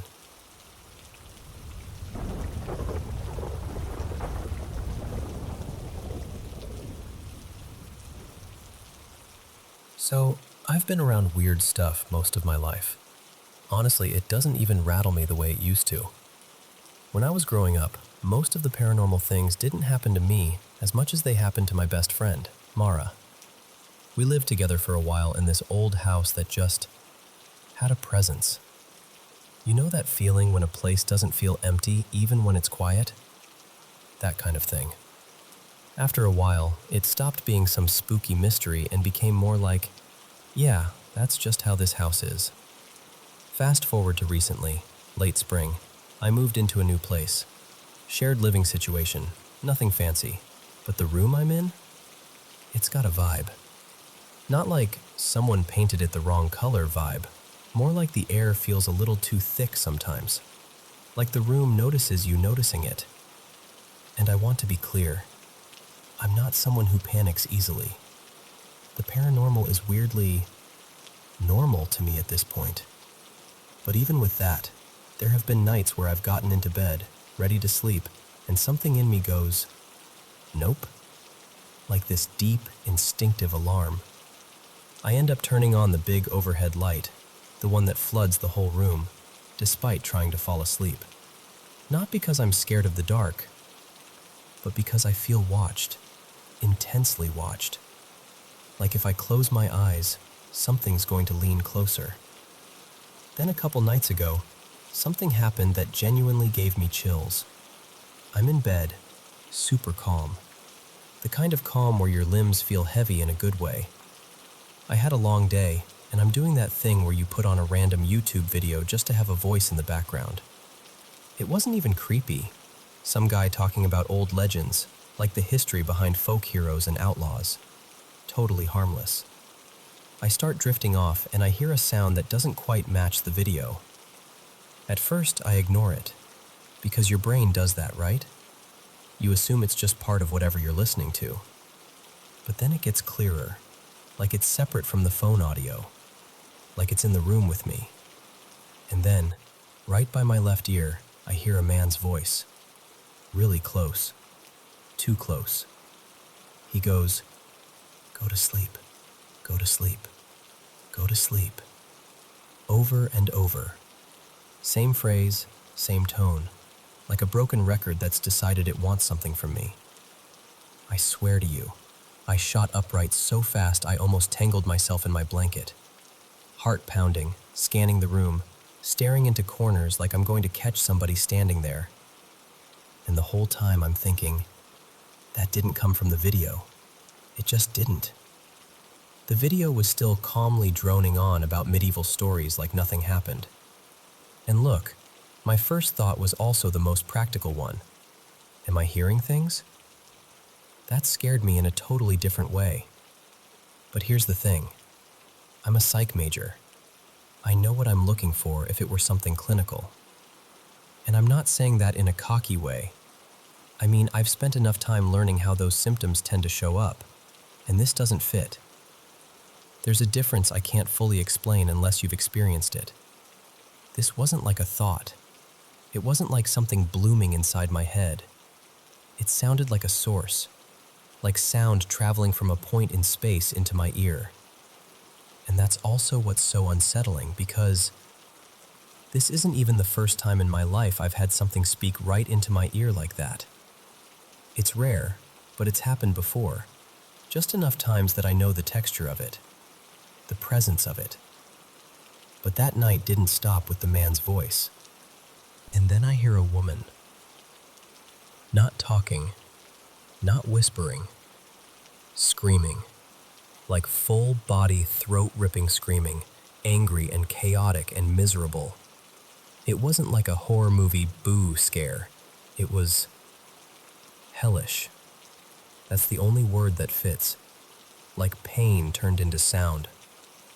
At that point, I wasn't even trying to be brave anymore. I just felt sick. Not nauseous exactly, more like my nerves were buzzing, like my body couldn't decide whether to freeze or run. Now I'm sitting with this big, gnawing question that I can't shake. Why the fixation on me sleeping? Like, why that phrase? Why go to sleep over and over? What does it want from that? What does it get out of it? The repetition felt deliberate, like it was trying to push me under, like it cared more about me shutting down than it did about scaring me. And honestly, that's what worries me most. Not the voices on their own, not even the screaming, though that was awful, but the intent I felt behind it. Like it wasn't random. So yeah, I'm going back to some basics. I've started praying again before bed, even if it's quick. I'm thinking about doing some protective stuff, small things, steady things, something consistent. Because whether it's paranormal or something else, I can't keep pretending it doesn't affect me. I just want my room to feel like mine when I close my eyes. And right now, it doesn't.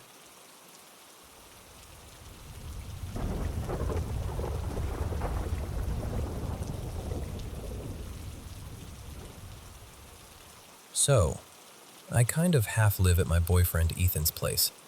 Not officially, but enough that I know every creak in the hallway and exactly which floorboard complains if you step on it wrong. My home situation isn't great, and his family's always been welcoming, so this house has become my safe place in a lot of ways.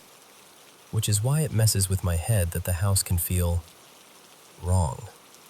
Ethan and I are both 22 now, and we've been together for 6 years.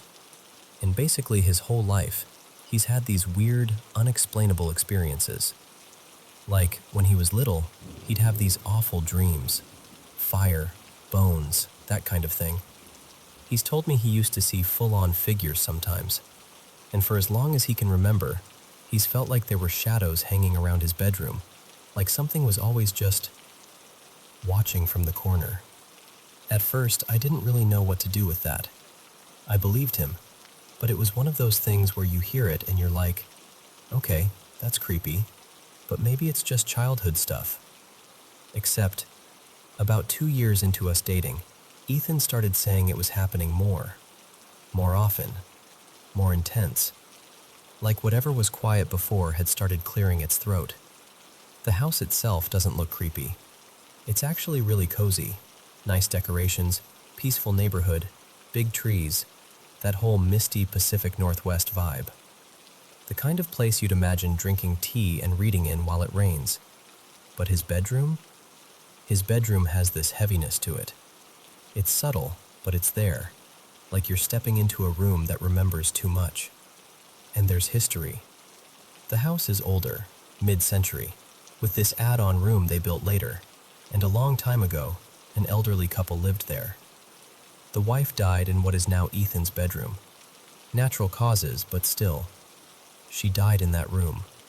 For a while, Ethan and I thought, okay, maybe it's her.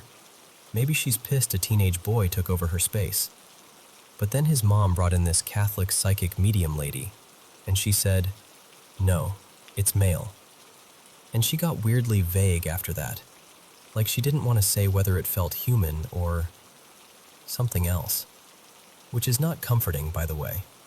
And honestly, she wasn't super helpful, but that detail stuck with me. Because when whatever it is finally messed with me directly, it absolutely felt male. This was a couple years ago. Early morning. Ethan got up for work. He works construction with his dad. And I stayed in bed because I didn't have to be anywhere. I was that half asleep, half awake kind of cozy, where you're drifting but still aware of sounds. Important detail. Their voices outside always sound muffled through the closed window. Distant. Like you can tell they're talking, but you can't make out much. So I'm lying there, and suddenly, I hear a voice inside the room. Clear as day. Deep, like too deep. And it says, I used to be important. I remember just kind of blinking, trying to orient myself like, did I dream that? Did the window open? But no, this wasn't outside. This was right there with me. And what's weird is I didn't even panic. I'm jumpy by nature. I scare easily. But that morning, I felt strangely blank about it. Like tired enough that my brain just went, not dealing with this right now. And I swear to you, the moment I didn't react the way it wanted, it got angry.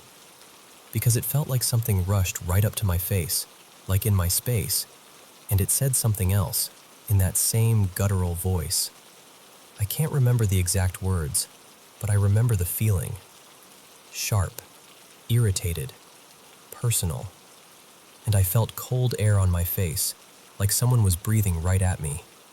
And you know what I did? I rolled over. I must have fallen asleep, because a couple minutes later, I had my first and only sleep paralysis episode. It did that classic thing where you wake up and everything looks exactly like the room you're in, except you can't move. And in my paralysis dream, there was a cat on my chest. This little calico cat, heavy like it had actual weight. For a couple seconds, I was just stuck. And then I remember thinking, nope, absolutely not. I forced myself to try to sit up, and when I did, reality started to distort. Like the room was shaking and vibrating, like a camera being rattled. The edges of things looked like they were falling apart, and the cat hissed, like angry, and swiped at my face. Then I snapped awake for real, lying on my back in Ethan's room, everything normal again. But the vibe after that? Not normal. Not for me. And it didn't stop there.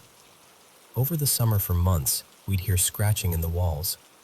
Not in one spot. Not in one room. It was always wherever you were, like it was tracking you, keeping close. And sure, people always say, animals in the walls, but it would happen at random times all day, and it would be hot. Like unbearably hot some days. I just couldn't picture anything happily nesting in there through that. Their dogs would freak out sometimes too, both of them suddenly barking at empty space, eyes darting like they were following movement.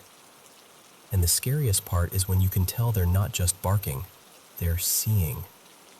One time, Ethan's dog Luna came trotting toward me with a toy in her mouth. She had to pass Ethan's open bedroom door to get to me, and the second she reached that doorway, she stopped dead. She looked into the room, dropped the toy, and just stared. I'm sitting on the floor like, "What's up, girl?" And I said, "Luna, what do you see?" And she exploded, just barking viciously, not like her at all. She looked genuinely worked up, like she was trying to warn something off. Then her gaze shifted, like whatever she'd been staring at moved closer to her, right in front of her face. And then she started attacking her own toy like it was alive, snarling, biting, shaking it so hard her whole body tensed. Her eyes looked wrong, like they were focused on something inches from her. And then she flung the toy so violently it smacked up against the wall near the ceiling. After that, she trotted over to me with her head down, like she wanted comfort. Like she'd just seen something and didn't know what to do with it. There are 3 bigger things that happened after that. 3 things that made me stop brushing this off as weird vibes. First, a couple months ago, Ethan told me he felt something grab his ankle while he was asleep. Like a hand. That was the first time it physically touched him. Second, about a week ago, his family went on a little overnight trip, and I stayed behind to watch the dogs. So I'm alone in this house, and I'm already not in the best headspace. It's late, I'm tired, I'm on edge, trying to keep myself distracted. And I start hearing the scratching again. This time it's coming from this big pantry in the kitchen. And I swear, the closer I got to the pantry, the louder it got. Like it wanted me right there. To distract myself, I pulled out my tarot cards. It's a hobby I've been learning for months. Nothing dramatic, just something that keeps my brain busy. I spread the deck in a wide arc on the table, all face down, and I left them like that because it was late and I was exhausted. The next morning, I walk in and one card has been pulled out of the arc and placed in the center. And listen, I didn't do it. I didn't half do it and forget. I didn't pull it in my sleep. It was just there. I felt freaked out, but also, this is embarrassing. I felt excited too. Like, okay, if something wanted my attention, what did it want to say? so I flipped it. If you know tarot, you know.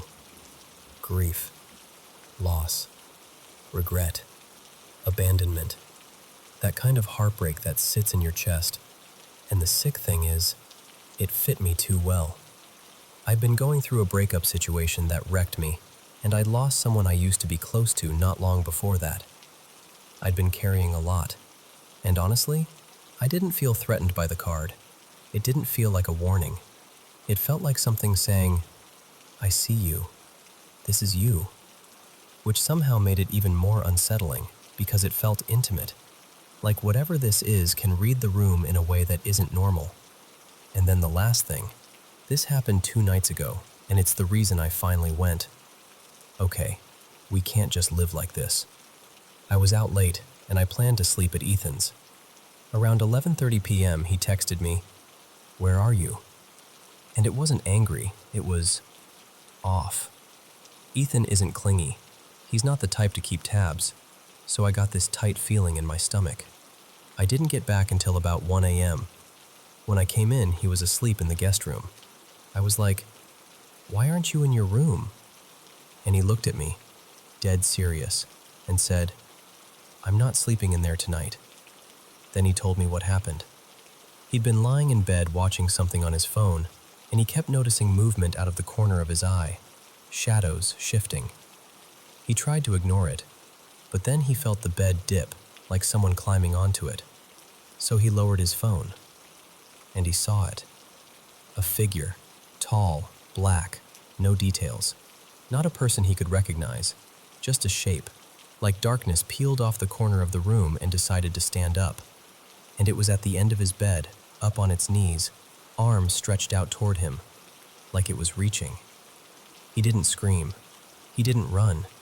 He just got out of that room. And when he told me that, something in me snapped from, "This is creepy," to, "This is escalating." Because it's like it's getting bolder, like it's testing what it can do. And here's the other layer that makes my brain hurt. The area we live in has a reputation. It's that kind of mountain town place where people have stories. There's this neighbor who, late at night, blasts these insanely bright lights. So bright people miles away talk about them. Through weird small-town connections, I ended up talking to this older guy who's kind of like the town's unofficial paranormal researcher. He told me that the land around Ethan's neighborhood is rumored to be an ancient burial area for respected indigenous people, because the mountain nearby was considered sacred. And I keep thinking about that voice I heard. I used to be important. Like, is it possible this is someone ancient and angry? Someone whose resting place got built over, whose land got taken, whose name got swallowed by time. And if that's true, is it even fair to call it evil? Or is it just furious? I don't know. All I know is this. Whatever it is seems to focus on Ethan. It's like he's the main target. I get brushed by it sometimes, in these odd, personal ways, but it doesn't latch on to me the way it does to him. And that confuses me, because if the whole negative entities feed off pain thing is true, then I should be the easier meal. But it's him. It's always been him. And now it feels like it's stepping closer, like it's done lurking in corners and it's ready to be seen. And I'm not trying to be dramatic, but I don't want to wait around and find out what next looks like.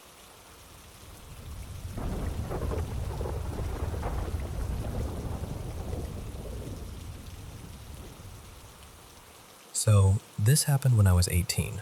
I'm 39 now, and I still don't like talking about it too late at night. Back then, I was living in a suburb in the southeast of Melbourne, Dandenong North. My family's place didn't match anything else on the street. Everyone around us had those solid, ordinary brick homes from the 70s and 80s. And then there was ours.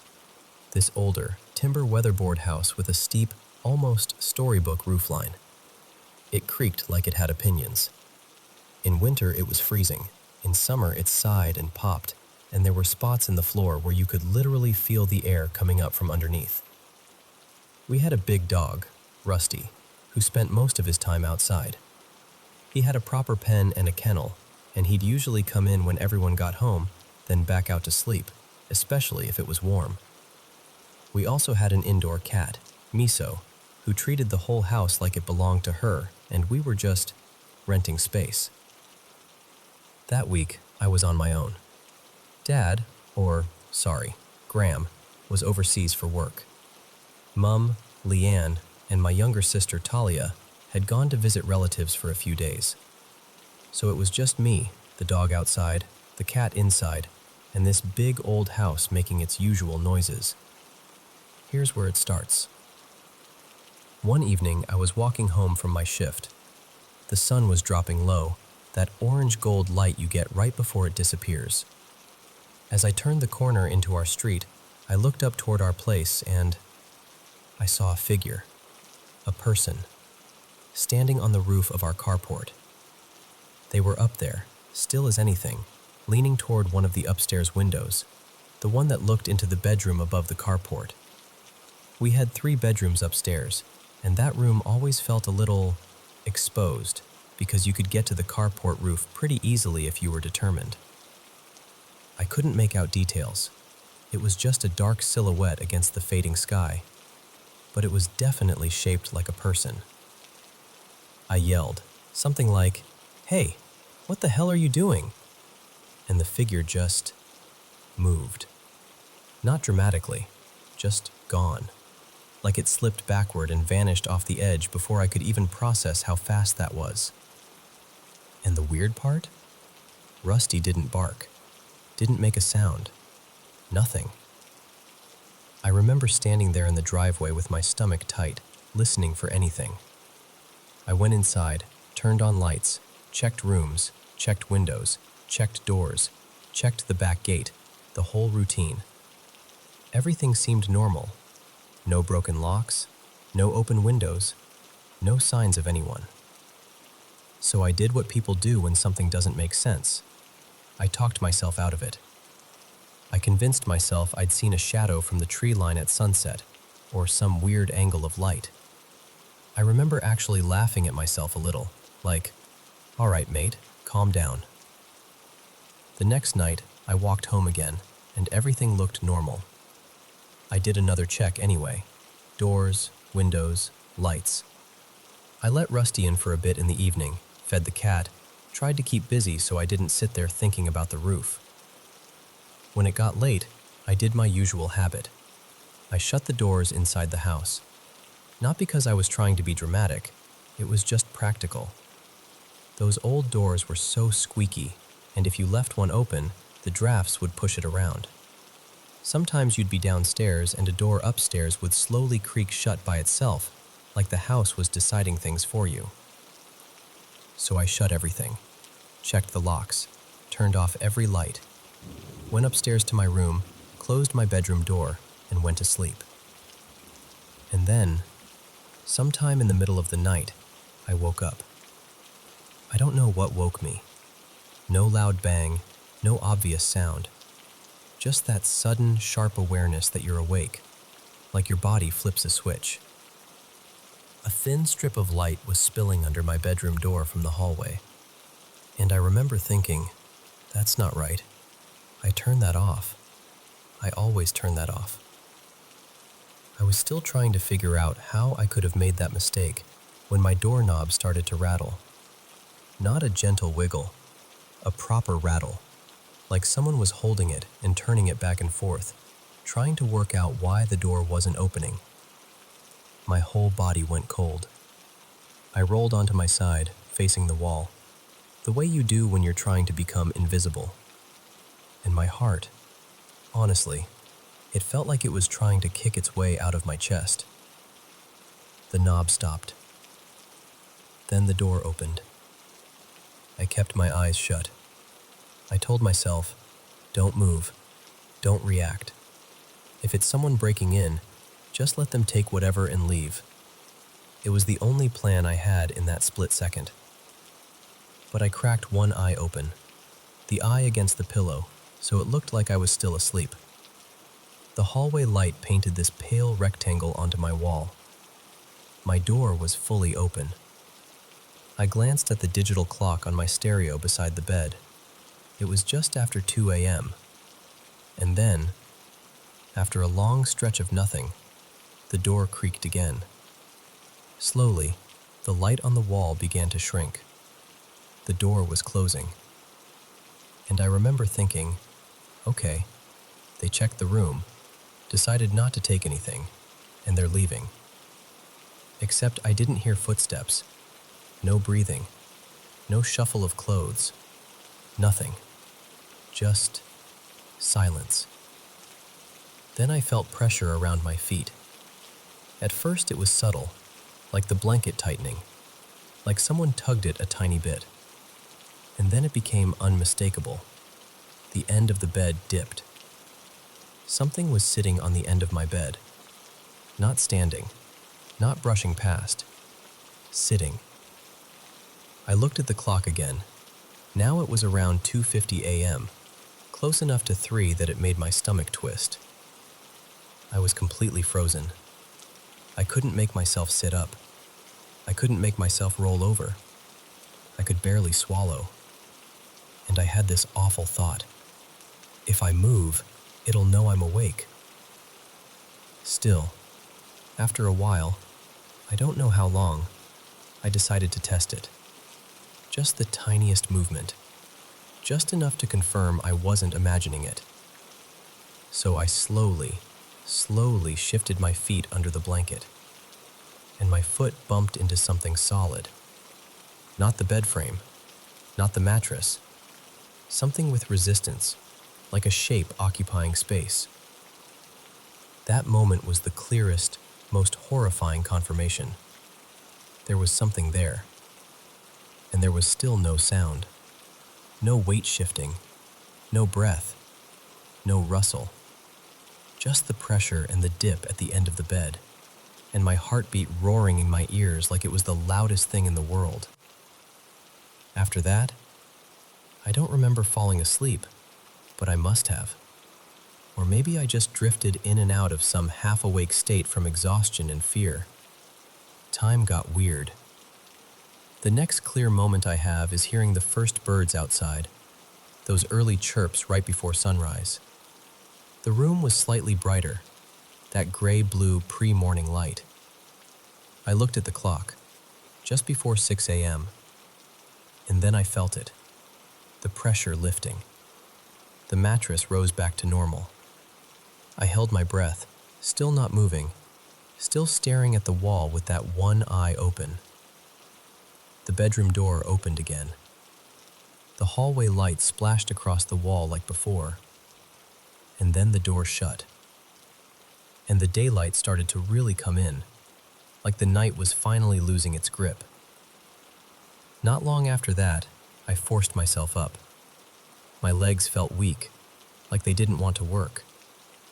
I checked the whole house, every window, every door, every lock. Everything was locked. Nothing was missing, and Miso, the cat, turned up stuck in the bathroom, yowling like she'd been abandoned for a year. She must have slipped in when I was brushing my teeth, and I didn't notice. So that's it. No proof, no explanation, no clear, this is what happened. Just that one night in Dandenong North, when I was home alone, I'm certain I saw someone on the roof.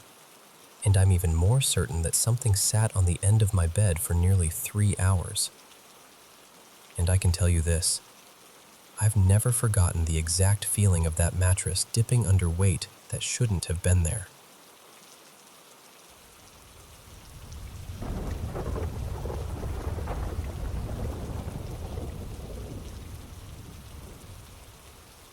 Hey, I'm not really sure who else to say this to, so I'm just going to tell you, okay?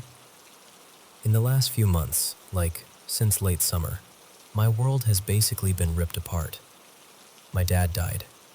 Then my uncle, who was more like a brother to me, died not long after. And then my grandmother. 3 deaths stacked on top of each other so fast I feel like I've been living in a fog with sharp edges. And at least one of them, it wasn't peaceful. It was traumatic.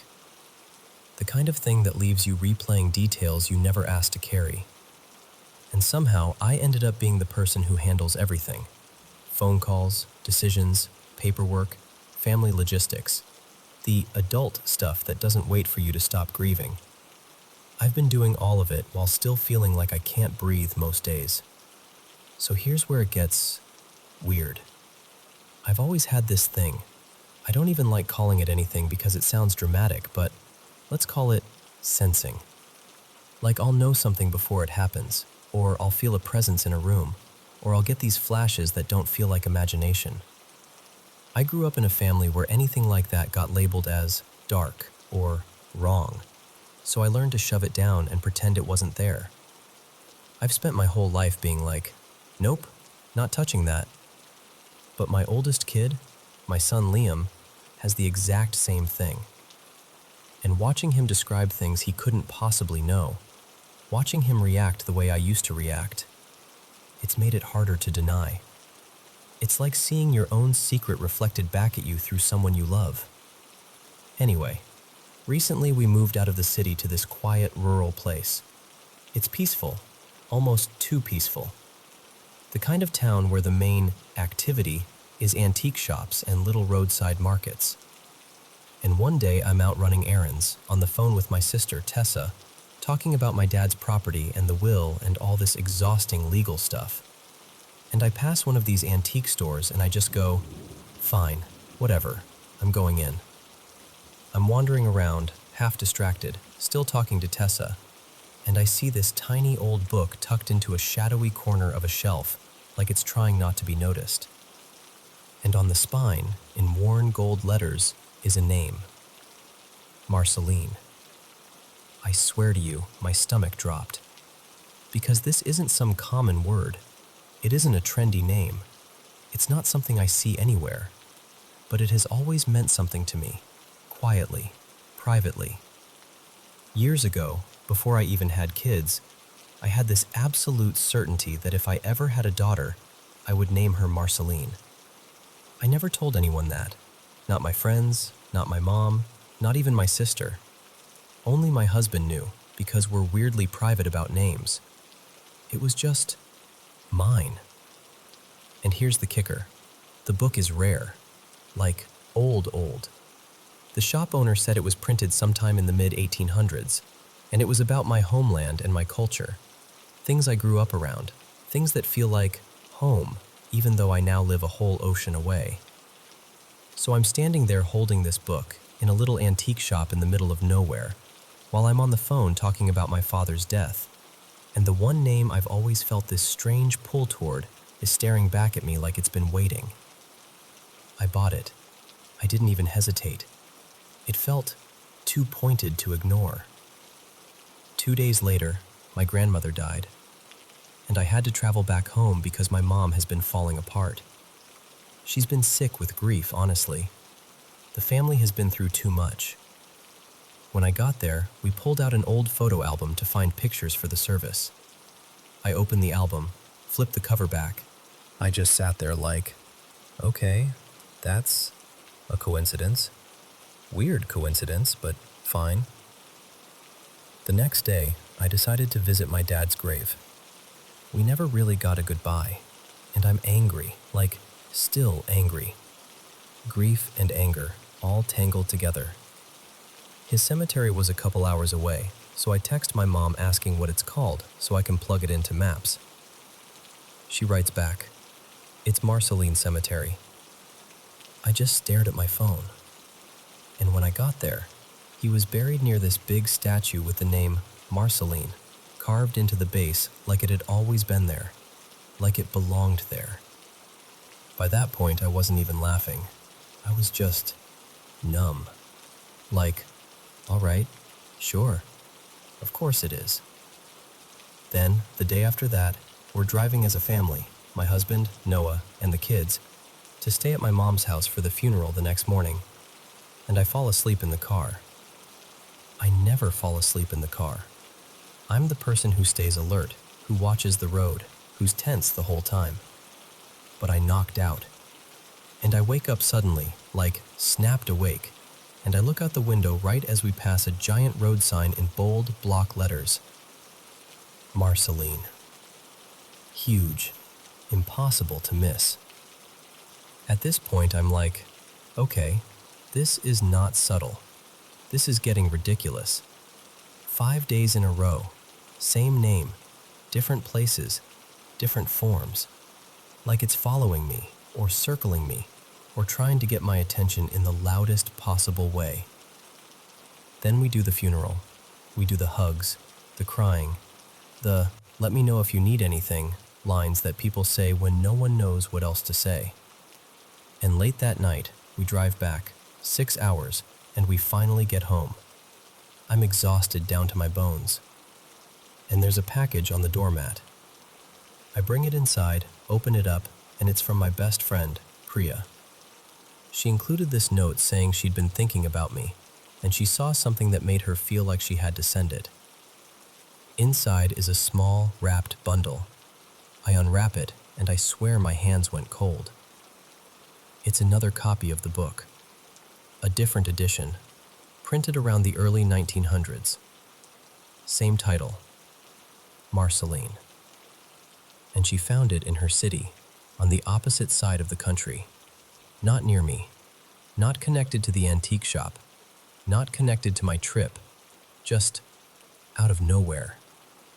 When I saw it, I actually dropped it, like my body rejected it for a second, because it didn't feel like a cute coincidence anymore. It felt like someone had walked up to me, grabbed my face gently but firmly, and said, "Hey, pay attention." And I don't even know what I'm supposed to be paying attention to. That's the part that's making me feel insane, because I can't stop thinking, am I reading too much into this? Is my grief making patterns out of random stuff? Or is this something else? Some kind of sign? Some kind of nudge? And if it's a nudge, from who? From what? For what purpose? And I haven't even told you the last part. A couple nights ago, I was staying in my mom's spare bedroom. Old house, quiet hallways. The kind of quiet that feels like it's listening back. I was completely wiped out, like beyond exhausted. I'm drifting off, and I feel it. This shift, like a presence steps closer, like someone is standing right beside the bed. I froze. My eyes were closed, but I could feel exactly where it was, like there was weight in the air. And I couldn't handle it. I just started whispering, then saying louder, "Please go away. Leave me alone. Not now, please." I kept repeating it like a prayer. And then I heard footsteps. And I heard the door. That door is old. The latch sticks. You have to pull it just right and press it shut and latch it properly. It does not just swing open, ever. I opened my eyes and watched the door open by itself, slowly, like someone was leaving, like whatever was there listened to me, turned, and walked out. I cannot explain the fear that hit me. I sat up so fast, my heart felt like it was trying to claw its way out of my chest. There was nobody else in the house awake. No pets, no breeze, no reason. And now I keep circling back to the same questions. Am I missing something? Is the name connected to what happened in that room? Is it connected to my dad? To my grandmother? To the mess of my grief? Or is it just life being weird while I'm falling apart? Because that's the truth. I feel like I'm falling apart.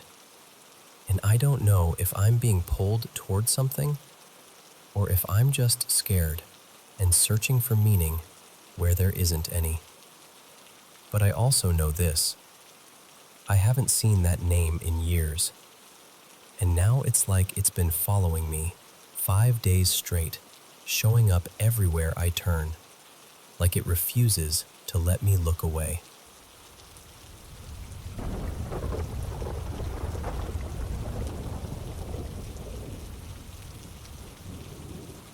So, I don't talk about this all the time, but I'll tell you, because it still feels real when I say it out loud. My ex, let's call him Evan, died in 2016 from an overdose. We have a child together, and our little one was only 3 when he passed. Evan and I were together for about 5 years, and honestly, so much of that time was me trying to help him stay sober. Appointments, promises, long talks, the hopeful stretches where it seemed like he might finally be okay. But then he relapsed in the fall of 2015, and he was gone not long after. Later I found out what he took was laced with fentanyl, just way more than his body could ever survive. And right after he died, like immediately, strange things started happening.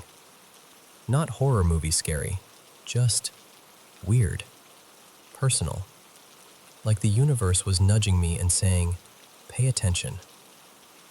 When Evan died, he was living with his parents, and he died in their house.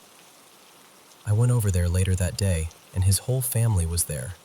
Everyone stunned, crying, moving around like we were underwater. And then, out of nowhere, the power went out. Everything just went dark. People gasped, someone cursed, someone started fumbling for their phone flashlight. And then, a few days later, at the funeral home during his viewing, it happened again. The power cut out. Not for long, but long enough that everybody noticed, and the air changed. People were whispering, looking around, trying to laugh it off.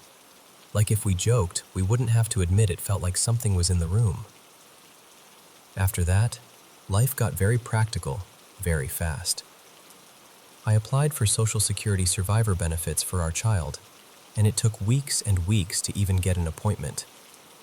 I was barely hanging on financially, working for $10 an hour while trying to finish grad school, and I remember lying awake at night doing the math over and over, feeling sick because none of it added up. The night before my appointment, I had a dream. In the dream, I walked into this cozy restaurant, and the whole place was full of Evan's family. His parents, his siblings, people talking like it was some kind of gathering. And Evan was there too. The thing was, nobody could see him. Nobody reacted to him. It was like he didn't exist to anyone else. But I could see him. He walked right up to me like it was the most normal thing in the world, stood close, looked me in the eyes and said, "It's going to be okay with Social Security." Just that, calm and certain. And then I woke up. And it was okay. He'd worked enough that our child qualified, and that money ended up being what got us through. Preschool, childcare, the basics. It wasn't some magical windfall, but it was stability. And at the time, it felt like someone reached back and steadied me right as I was tipping over. The second dream was different, more unsettling. In that one, Evan was alive, but he was being arrested. Police lights, handcuffs, the whole thing. I was standing there watching him get guided toward the back of a squad car, and right before he got in, he turned his head and looked straight at me and said, "If I was still alive, this is where I'd be." That one hit me hard, because before he died, he'd been tangled up in legal problems. Serious possession charges, court dates, all that looming over him like a storm cloud. That dream didn't feel like a warning. It felt like honesty. Like he was admitting something he couldn't fix. And then there was the last dream, the one that still makes my throat tighten when I think about it. Evan was sitting on a bench. I walked over and sat beside him like I'd done it 1,000 times, and I kissed him. It felt normal, warm, like I was home for a second. Then this man approached us. He didn't speak, but I understood him completely, like he was there for me. He was calm, solid, certain. He had this unmistakable military-style haircut, strong build, the kind of presence that makes you feel protected without doing anything at all. In the dream, Evan looked at me, and his voice was gentle. No bitterness, no pleading, just this quiet acceptance. He said, "Go with him. Move on. So I stood up, and I went. And here's the part that still messes with me. Not long after, I met my husband, Caleb, and he looked so much like the man from that dream it made my stomach drop the first time I really noticed it. Same vibe, same shape to him. And my husband is a police officer, and he did nearly 2 decades in the Army before that. None of these experiences felt scary, not like something was trying to hurt me. But every time I woke up after those dreams, the air in my room felt heavy, like the atmosphere had weight. I'd be emotionally wrecked the entire day. Not just sad, shaken, like something had happened to my body, not just my mind. They didn't feel like normal dreams. They felt like contact, like I'd actually been with him, heard him, touched him, met him somewhere I wasn't supposed to be able to go. And deep down, I still believe he was trying to tell me what he couldn't tell me when he was alive. That our child would be okay. That he knew where his life was headed. And that he wanted me to keep going.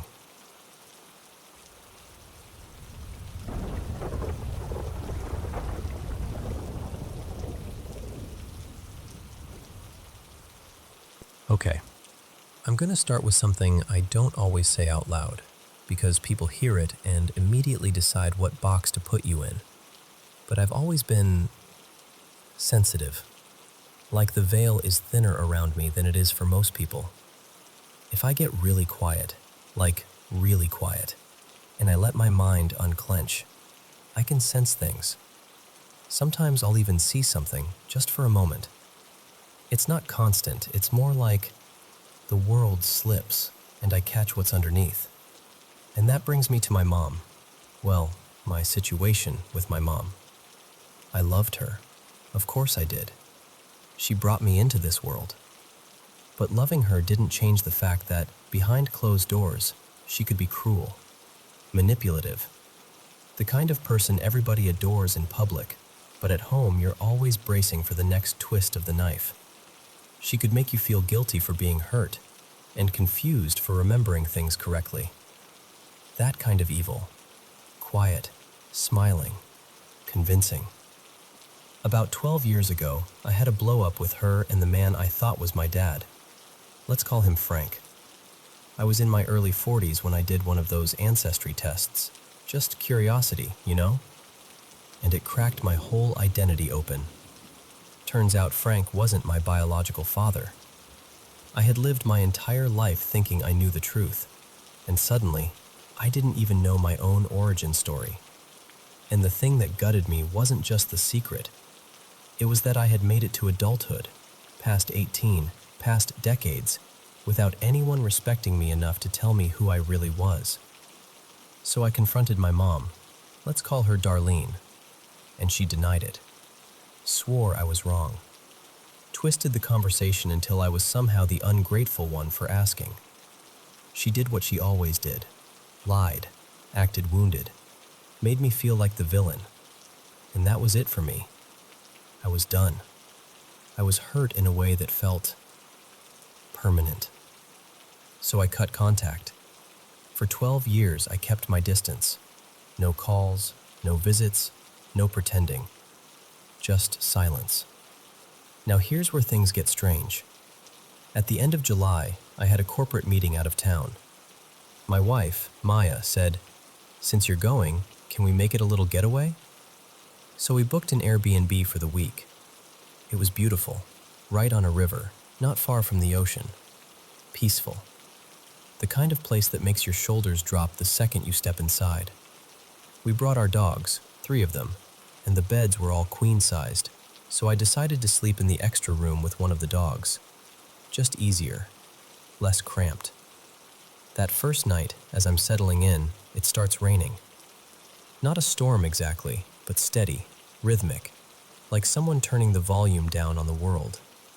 I'm lying there, half asleep, and about 10 minutes in, I open my eyes. And at the foot of the bed, there's this pale, transparent mist, like a shape made of thin white breath. It wasn't solid, but it was there. And weirdly, my first thought wasn't panic. It was more like, old house. Maybe I'm not alone. But the second that thought finished, I felt a tap on the bed, right near my ankles, on the tight sheets. And I heard it. That tiny, sharp sound, like a fingernail clicking fabric. I froze. 3 seconds later, tap. Same spot, same sound. 3 more seconds. Tap again. 3 taps. And I'm lying there thinking, okay, rain, something's dripping. So I sit up, turn on the light, and look around like an investigator. I check the ceiling, the window, the walls. There is nothing. Not a single leak. Not even dampness. Even my dog lifted his head and stared at the foot of the bed like, you saw that too, right? Then, just like that, the mist is gone. No more taps, no sound. I turned off the light, laid back down, and I fell asleep instantly. Like someone flipped a switch. And I slept good, too. Deep. She pauses. The lady? So I tell her. The mist, the taps, 3 times, between my ankles. And she's looking at me like I'm half joking, half not. She goes, "What makes you think it was a lady?" And I say, "Because I heard fingernails. I heard the nail hit the sheet." She asks if I'm sure the roof wasn't leaking. I tell her I checked. Nothing. That day, I go to my meetings. Come back that night, nothing happens. Second night, quiet, normal. And then day 2. I'm about 2 hours into the corporate thing, and my phone rings.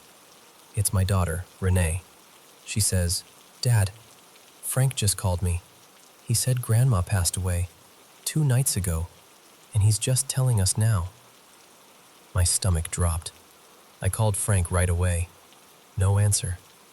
So I left the meeting, packed up, grabbed Maya, the dogs, everything, and we drove 5 hours straight back home. The next day, Frank finally calls, confirms it, and I say, "Why didn't anyone tell me right away? Why wait 2 days?" And he says something like, "Nobody wanted to disrupt your precious life." That hit me like a slap, because it wasn't about disruption. It was about basic human decency. I tell him, "This isn't an interruption thing. She was still my mother. I should have been told."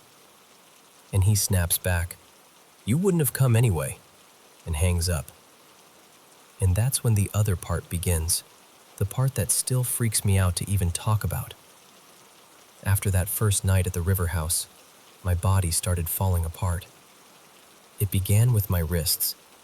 I woke up and couldn't bend them without pain, couldn't flex them at all without this sharp, hot stiffness. Then the next week, my knees swelled. Weak, unstable, inflamed like balloons under the skin. A few days later, my ankles and toes started doing it too, like my toes wanted to curl the wrong way, twisting and fighting me. Then my elbows couldn't straighten my arms fully. Walking became this slow, painful shuffle. Breathing even felt harder sometimes, like my chest didn't want to expand all the way. I remember looking at Maya, really looking at her, and saying, "Babe, I think that mist was my mother." She didn't laugh. She didn't brush it off. She just stared at me, and her face went tight. And she said quietly, "She would be the type to do something like that to her own son." And I said, "Yeah, exactly." Because that's the thing. If you knew her, you'd understand why my mind went there. She held grudges like trophies. She punished people for leaving. She wanted control more than peace. And in my head, I could almost hear her voice, cold and satisfied, like, "If I can't enjoy life anymore, neither will you. So I went into the garage, opened the door, grabbed sage because I didn't know what else to do, and I saged myself like I was trying to reset my whole spirit. I talked out loud. I told whatever was attached to me to leave. I said I was done carrying her. And I'm not kidding, next day I felt better. Not perfect, but like 50% better. Less swelling, more movement. Like I'd cracked open a window in a room that had been sealed. Then the day after that, it all slammed back into place. Like whatever it was said, "Cute try," and doubled down. I went to the doctor. They gave me meds just so I could function while they wait on blood work. Autoimmune? Arthritis? Stress response? I don't know. Results were supposed to come in soon, and my brain kept cycling through every possible explanation. And I'm stuck in this awful in-between. Because on one hand, yes, bodies do weird things. Stress can wreck you. Illness can show up out of nowhere. Timing can be coincidence. But on the other hand, so I don't know what's true. I don't know if it's grief that I didn't even get to process properly. I don't know if it's an autoimmune storm. I don't know if it's my nervous system finally collapsing after years of carrying that kind of relationship. And I don't know if, somehow, in whatever form she became after she left this world, she came to make sure I felt her one last time. I just know the timing is wild. And I needed to get it out of my chest before it ate me alive.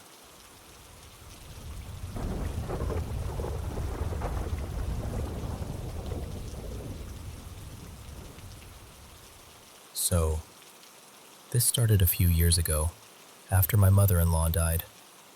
My husband's dad, let's call him Graham, was devastated, like anyone would be after losing a spouse of more than 50 years.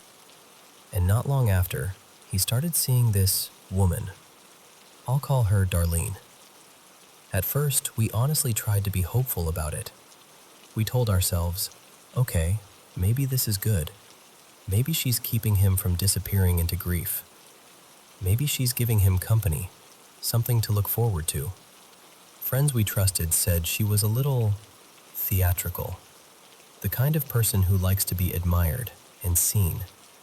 But they didn't think she was dangerous, just a lot. Then my husband Eli and I went out there for Christmas and met her. And listen, I'm not the kind of person who decides I don't like someone in 5 minutes. I really do try, but something about her hit me like an alarm bell. It wasn't just that she was loud or braggy or self-important. It was this unsettling feeling, like the air changed when she walked into the room. The second night, we all went to dinner and came back to Graham's place for drinks. He was proud of his new home. He'd moved into her same community, and he kept saying how much Darlene had helped him pick it out, furnish it, decorate it. She made sure everyone knew it too. And honestly, the place was fine, perfectly decent. But it had these odd choices, like this gigantic dining table shoved into a space where it barely fit, because she imagined herself hosting elegant dinner parties or something. It felt more like staging than living. But Graham asked us, right in front of her, what we thought. So we smiled and said, "It looks great." We were warm. We were polite. We weren't going to nitpick, and we definitely weren't going to embarrass him. Later, though, Darlene and I ended up alone in the living room for a minute, and the mask slipped. She turned to me, no smile, no softness, and basically accused me of being ungrateful. She said she did everything for Graham, and that Eli and I hadn't praised her enough. Not the house, not her vision, not her efforts. She wanted gratitude, public gratitude, over-the-top gratitude.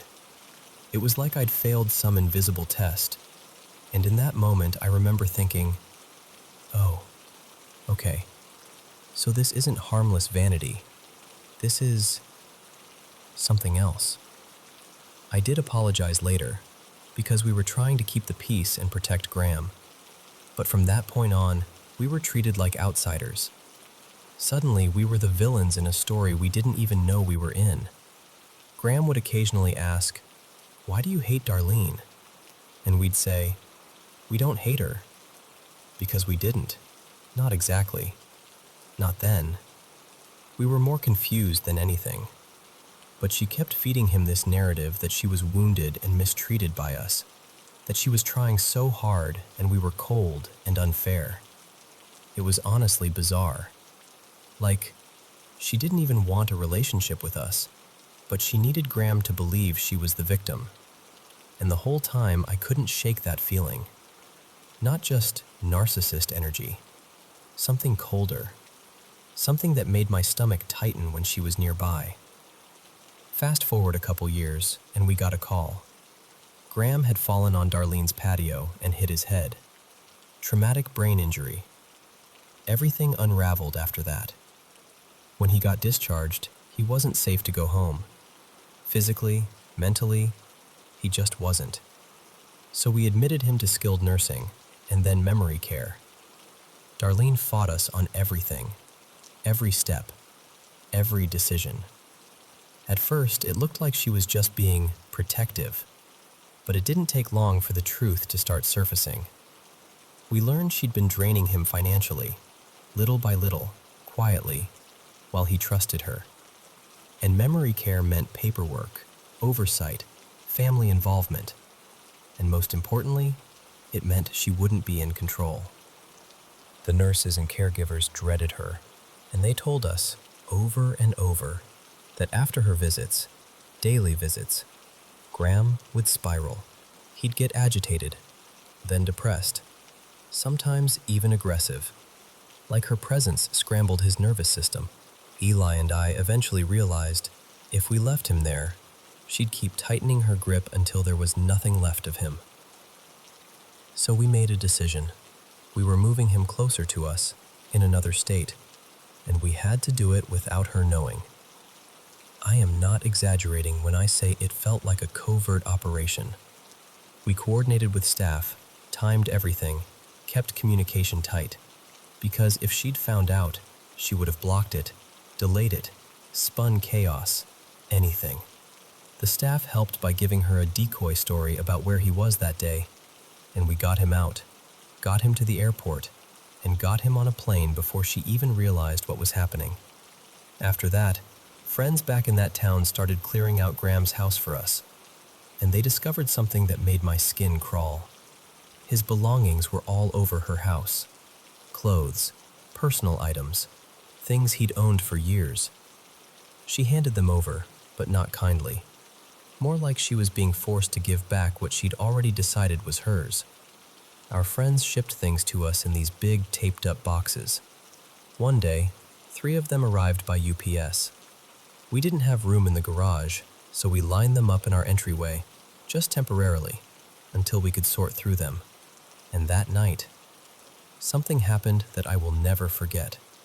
We were just sitting there watching TV, totally normal evening, and our black lab, Mabel, was lying nearby, calm, sleepy, peaceful. Suddenly she shot up like someone had yanked her by a string. She ran downstairs, fast, like she was fleeing. We heard this sound that didn't even register at first, because it was so out of character for her. This terrified, broken noise. Not barking, more like wailing, crying, like panic with a voice. We ran down and found her on her bed shaking so hard, her whole body looked like it was vibrating. She was making these awful sounds, like she was screaming. We tried everything, holding her, talking softly, checking the house, listening for thunder, fireworks, anything. Nothing. No loud noises, no storm, no smell of smoke, no strangers outside. Nothing had happened. Eventually, we calmed her enough to bring her upstairs for bed. But as we passed the entryway, as she got near those boxes, her fear came roaring back. She bolted up the stairs, not to the second floor, not even to our bedroom, but all the way up to the top level like she was being chased, and she ran straight into her crate. She hadn't gone into that crate on her own since she was a puppy. The next morning, she wouldn't come down. We had to coax her to even go outside. And that's when it hit me. The only unusual thing in the house was those boxes. So I moved them immediately, down into the basement, out of sight. And it helped, but it didn't fix her. She stayed off for weeks, jumpier, watchful, like some part of her still thought danger was nearby. At our next vet appointment, I told the vet what happened. He asked all the obvious questions: storms, noises, pain, anything traumatic. And when we said, nothing, only the boxes, he got quiet and said we should talk to their behavior specialist. We did, and she couldn't give a scientific explanation, not really, but she said, as gently as possible, that it sounded like Mabel had been deeply frightened by something she perceived as a threat, like something in her instincts screamed, unsafe. And here's the part that still makes me sit back and stare into space sometimes. Mabel had never met Darlene. They were full of Graham's clothes, his things, soaked in the air of that place. Whatever energy lived there, whatever had been around him while he was being manipulated and drained and controlled. It took Mabel almost a year to fully return to herself. And after that, I changed how I handled every single shipment. I wouldn't bring boxes into the house again. I opened them outside on the driveway. I aired everything out. And I'll just say it, I cleansed them. Sage, the whole thing. I did the house too. Some people will roll their eyes at that. I get it. But I also know what I saw with my own eyes. A steady, brave dog, one who wasn't skittish, one who wasn't dramatic, react like she'd just come face to face with something she couldn't understand, but knew was wrong. I always believed animals can sense something off in a person. I just didn't realize they might be able to sense it lingering on objects too.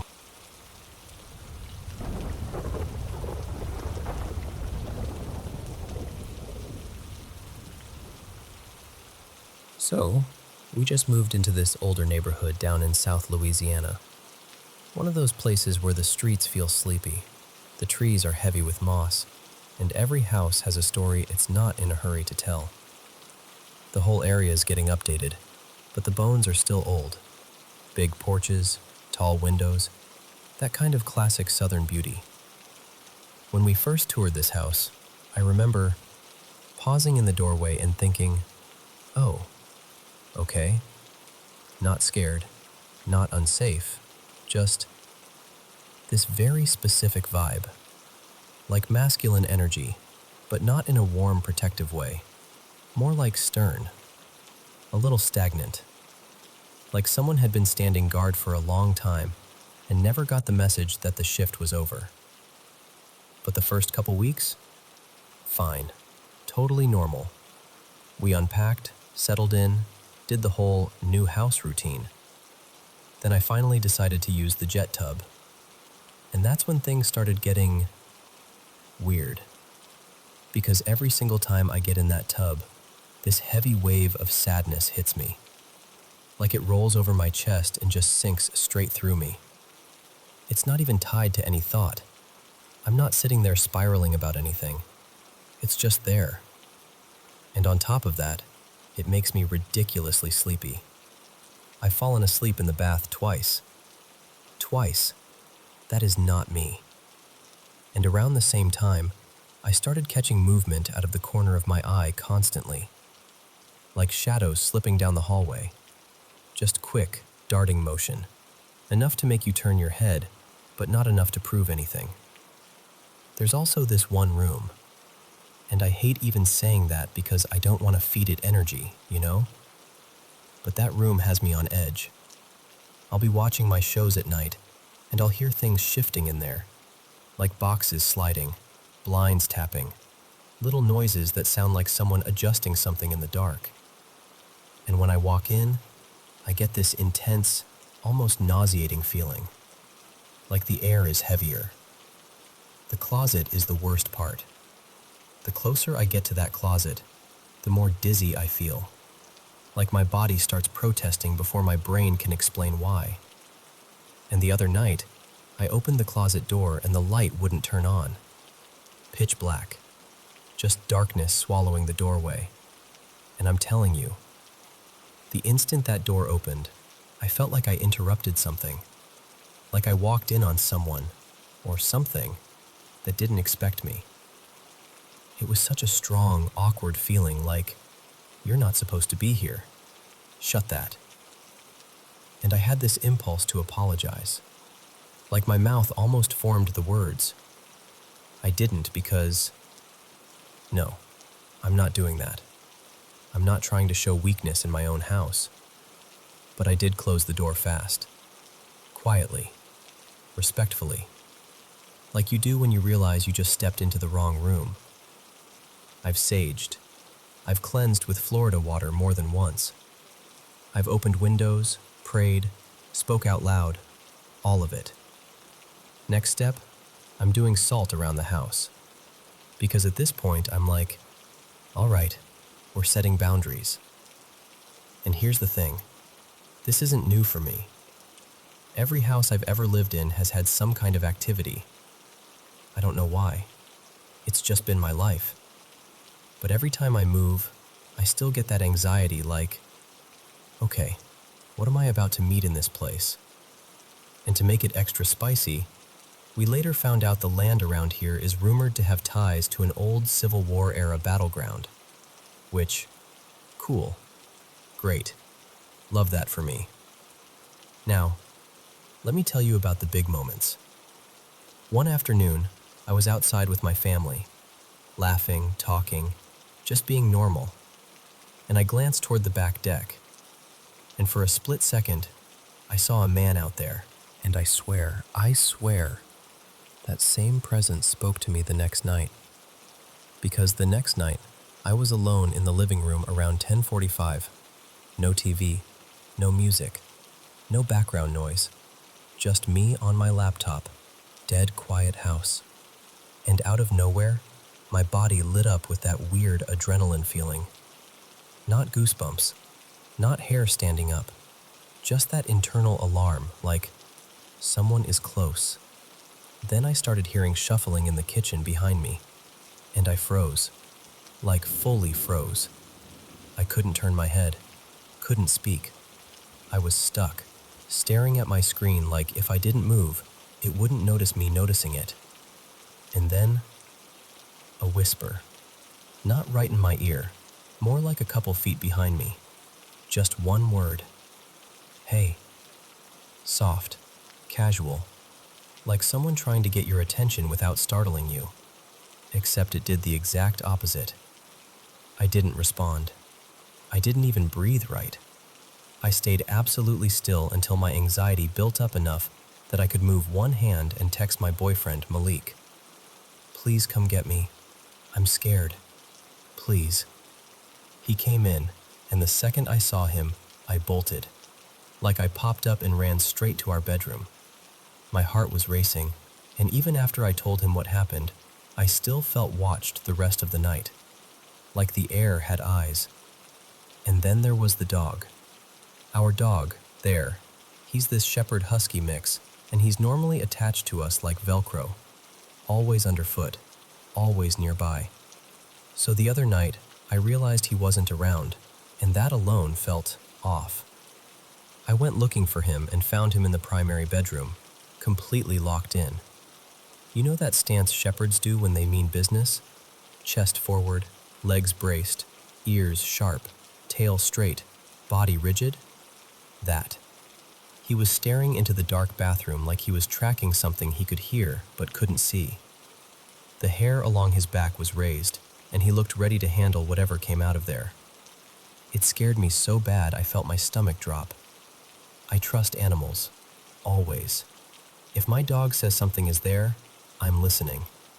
And what's wild is, when my stepdad came to see the house for the first time, he kept saying how beautiful it was, but then he got quiet near the primary bathroom.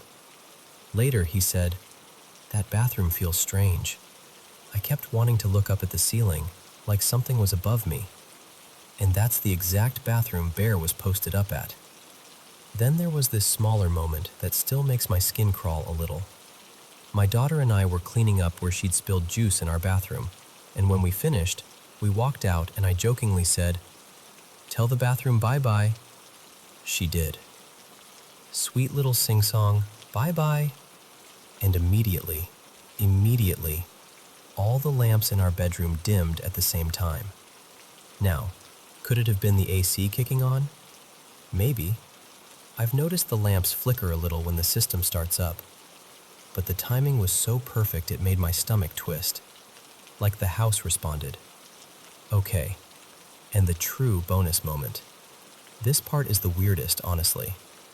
So I've had this thing since I was a kid, auditory pareidolia. Basically, my brain will pick up sound patterns and turn them into music or talking. Like I'll hear faint radio chatter, or jazz, or classical, like something drifting through static. And it never really scared me. Half the time it actually soothed me. But this one night, I was putting my daughter to bed. I was laying beside her, head resting against her little legs while she got sleepy. We had her white noise machine on, and we also had a Bluetooth camera running. After a few minutes, I started hearing a faint robotic voice underneath everything.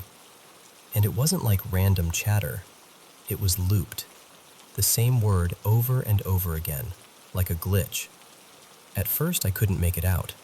Just that mechanical cadence repeating. Then it sharpened, and I swear on everything, it was saying, "Segregate," again, and again, and again. Segregate, segregate, segregate. It freaked me out so badly I started scanning the room, checking the camera, checking the sound machine, trying to figure out if it was coming from an actual device. Malik saw me on the monitor, looking around all wide-eyed and tense. And the second I stood up and started walking out of the room, it stopped. Just stopped. I never heard it again. Not once. But it gave me that "they live" kind of feeling, like something was hidden in plain sight for a second, and I wasn't supposed to catch it. So, yeah, that's where we're at. Nothing has physically hurt us. No dramatic movie stuff, but the energy is active, and I'm trying to figure out how to calm it down, or at least make it understand. This is our home now. You can exist, but you can't dominate the space. Anyway, that's the update. If things keep escalating, I'll tell you. And if I figure out how to get it to stop, oh, I'm definitely sharing that too.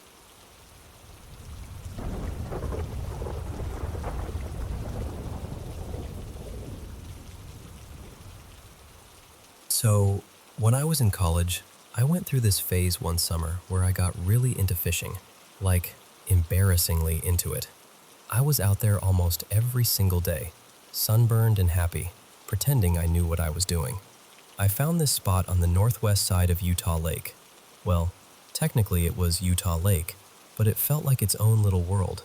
Quiet, kind of hidden. I heard later it might have gotten bought up and fenced off, which honestly tracks, because it was one of those places that felt too good to stay public forever. My roommate back then, his name was Trevor, was also into fishing. Not as obsessively as me, but enough that he'd tag along sometimes when he felt like getting out of the apartment. One morning we decide, why not take the inflatable raft? It was one of those cheap rafts that looks like a toy, but you convince yourself is totally seaworthy because it holds air. It was late morning, maybe closer to noon than I'd admit. Bright, hot, blue sky kind of day. No wind at all. The lake looked lazy.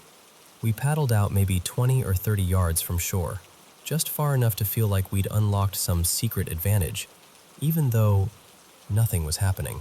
No bites, no movement, no drama. We were just sitting there, rods out, half watching the line, half talking about what we'd do next. And then, this is where it gets weird. Out of nowhere, something happened that I still don't have words for. It wasn't like a sound, but it was like a hit. Like reality got tapped with a giant finger. The only way I can describe it is, it was as if the world flicked off for a fraction of a second. Not darkness exactly, more like the feeling of the lights going out, but without the visual part. Faster than a blink, and it definitely wasn't either of us blinking. And there was this sensation, like a sonic boom, but totally silent. You know when a jet passes overhead and you feel that pressure in your chest and in your teeth? Like your whole body registers it before your brain catches up? It was like that, except instantaneous. No build-up, no fade-out. Just wham, and then normal again. What messed with me the most was the time part. I can't honestly say time passed, but it also felt long enough that something in my brain went, wait, that wasn't nothing. Trevor and I just stared at each other. No jokes. No, did you do that? Just pure, confused eye contact. And I remember him going, did you feel that? And I was like, yeah, I felt that. What the hell was that? We didn't immediately paddle back. We just sat there, quiet. Both of us getting that weird butterfly drop feeling in the stomach that usually comes with almost falling or getting scared. Except nothing scary had actually happened. The lake was calm. The sky was calm. But we weren't. And here's an important detail. That summer, I usually fished alone, and I usually had a few beers with me. Not hammered, but enough that if something strange happened, I could have easily brushed it off later and said, yeah, okay, I was probably just in my head. But not that day. I hadn't been drinking, and I wasn't alone. If I'd been by myself, I swear I would have rationalized it within 10 minutes and filed it under weird sensory thing and never brought it up again. But he felt it too, at the exact same moment, with the exact same reaction. That's what makes it stick in my mind like a splinter. Years later, this is the part that made me laugh, even though it also kind of bothered me. I hear someone mention this whole rumor/conspiracy thing about Utah Lake. Underground base, military stuff, alien connections, the whole late-night forum buffet. It was just a glitch. Like the universe skipped. Like something momentarily folded and snapped back into place. It's been over a decade now, and I still don't have a satisfying explanation. And the funny thing is, if Trevor hadn't been there, I probably would have forgotten. But because we both felt it, because we both went quiet, because we both looked at each other with that same, what just happened to us face, it stayed. And honestly, I still wonder about it. Have you ever had something like that happen around Utah Lake or anywhere? Something that doesn't feel paranormal exactly, but also doesn't feel normal? I've tried to come up with explanations, even goofy ones, like two planes of something colliding, like not airplanes, but, I don't know, layers? Dimensions? Whatever you want to call it. But then I'm like, okay, maybe I'm just reaching because my brain hates loose ends. Still, I can't shake it. It felt real, and it felt shared, and it felt like the lake, for one instant, did something it wasn't supposed to do.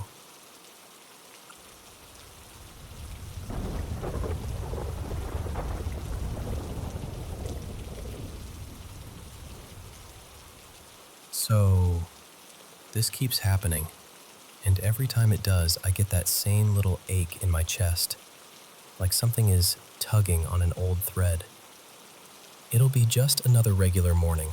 Sun's barely up, coffee hasn't even kicked in yet, and our little guy, he's almost 4 now, will wander into the kitchen with messy hair and sleepy eyes and say, I saw Nana last night. And I'll just freeze for a second. Because the Nana he's talking about is my mom, Marisol. She died when I was 4. It was violent, sudden, the kind of thing that makes the word gone feel too small. And it's been 32 years. She's not maybe gone. She's gone. Except, I don't know how to say this without sounding like I'm trying to convince someone, I've just always felt her, like she never completely left, like she's been hovering somewhere in the soft edges of life, watching over me, watching over my family. In our house, we have this little shelf for her. Not anything dramatic, just a photo, a candle, a couple of small things that remind me of her. And I talk to her all the time. I'll say good morning when I pass it, good night before bed. On holidays, I still set an extra place at the table. Not because I think she's going to come clinking in with a plate, but because she belongs. She always will. Our son, Eli, has always been an easy sleeper. Like, weirdly easy. When he was a baby, he'd just knock out and stay out. No screaming, no nightmares, none of those big panicked wake-ups you hear parents talk about. Then, somewhere around 2, when he was learning who people were, grandma, grandpa, aunties, all of that, I told him about my mom. I didn't make it scary. I said something like, Nana lives really far away, but I keep her in my memories and my dreams. I wanted it to be gentle, something a toddler could hold. And not long after that, he started saying this thing that made my skin prickle. He told me, Nana comes when I have a bad dream. Like it was normal, like she was just a person who helped. I asked him what she looked like, expecting some toddler nonsense, purple hair, wings, whatever. But he said, she looks like you, but with short hair. And I swear to you, I looked just like my mom did. Same face, same eyes. The only big difference is my hair is really long, almost to my hips. My mom always wore hers short. So I did something I hadn't planned to do yet. I pulled out a photo of her and showed him. His whole face lit up, like pure relief and happiness. That's her, he said. That's Nana. That's who I see. He explained it in this simple, matter-of-fact way. When he wakes up from a bad dream, she's there, standing near his bed, telling him it's okay, comforting him until he calms down. And here's the part that makes my throat tighten every time. That's what my mom used to do for me. When I was little, and things in our house got loud and scary, she would come to my room and stand over me and whisper that I was safe, that it would pass, that I was okay. Like she was trying to build a little shelter out of her body. So when my son described her doing the same thing, without me ever telling him that, I didn't know what to do with it. I just sat there, staring at him, feeling like my heart had been gently cracked open. Later that day, I checked the baby monitor footage. We still have cameras in his room, mostly out of habit, mostly because parent brains are never fully calm. And I wish I could explain what I saw in a way that feels normal. Nothing else happens that's big or dramatic. No doors slamming, no creepy shadows crawling across walls. Just little things. A pendant hanging on a hook will swing slightly when the air is still. A toy that was left in the stroller ends up back in his play corner when no one's been home. My husband, Noah, will swear he put his pen back in his desk cup, and then we'll find it on the floor like it just rolled there on its own. The spice jars in the kitchen will be shuffled. Nothing wild, just a couple switched places like someone was fussing with them. And every time I notice, I do the same thing. I pick it up, put it back where it belongs, and I whisper, "Okay, Mom, I love you too." I don't go around saying I believe in ghosts. I really don't. But I believe in her. I believe in whatever love is when it refuses to stop being love, even after everything, even after time, even after the kind of ending that should have erased her completely. So now, when Eli says, "I saw Nana," I don't argue with him. I don't try to rationalize it out of his mouth. I just ask, "What did she say?" And he'll shrug in that sleepy little kid way and say, "She said she loves you, and she loves Dad, and she loves me." and then he'll go back to playing like he didn't just drop something holy onto the kitchen floor. And I'll stand there, holding my coffee, trying not to cry. Because somehow, in the middle of ordinary mornings, my mom still gets to be part of our life. Like she found a way to come home.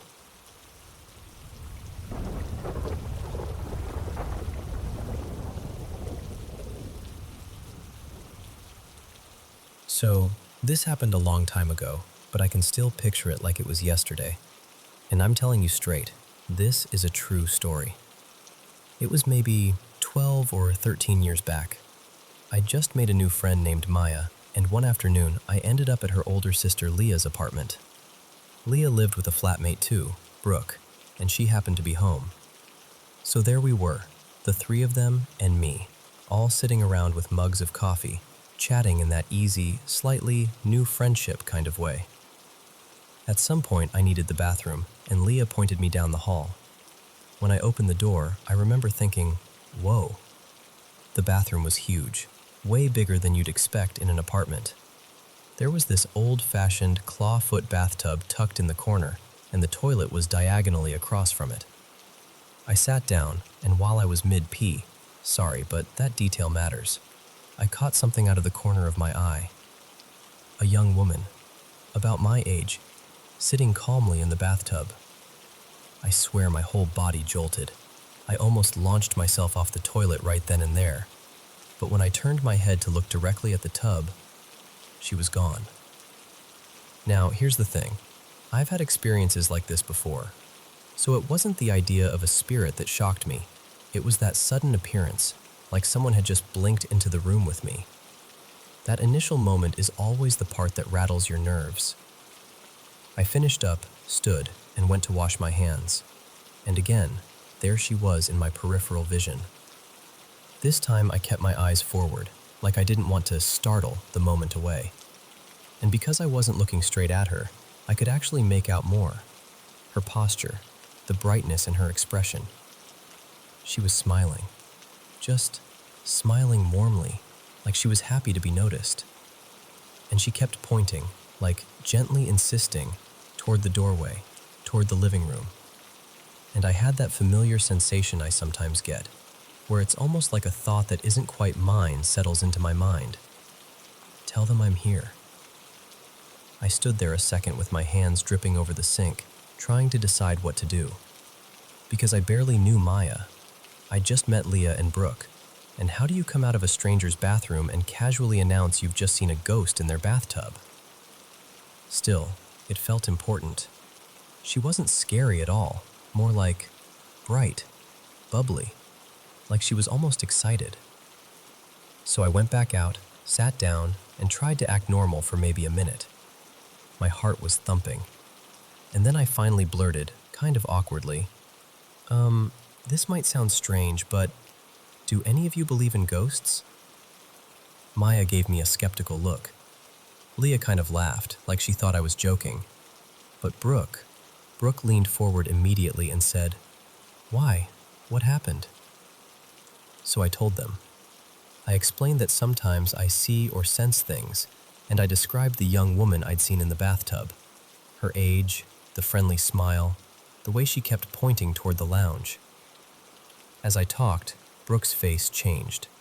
Not in a dramatic horror movie way, more like she was trying to keep her expression steady, but something in her eyes sharpened, like she was suddenly very alert. She asked me to wait, just hold on a second. And she got up and walked quickly into her bedroom. A moment later, she came back holding a photo album, the old kind, thick and heavy, with glossy photos tucked into plastic sleeves.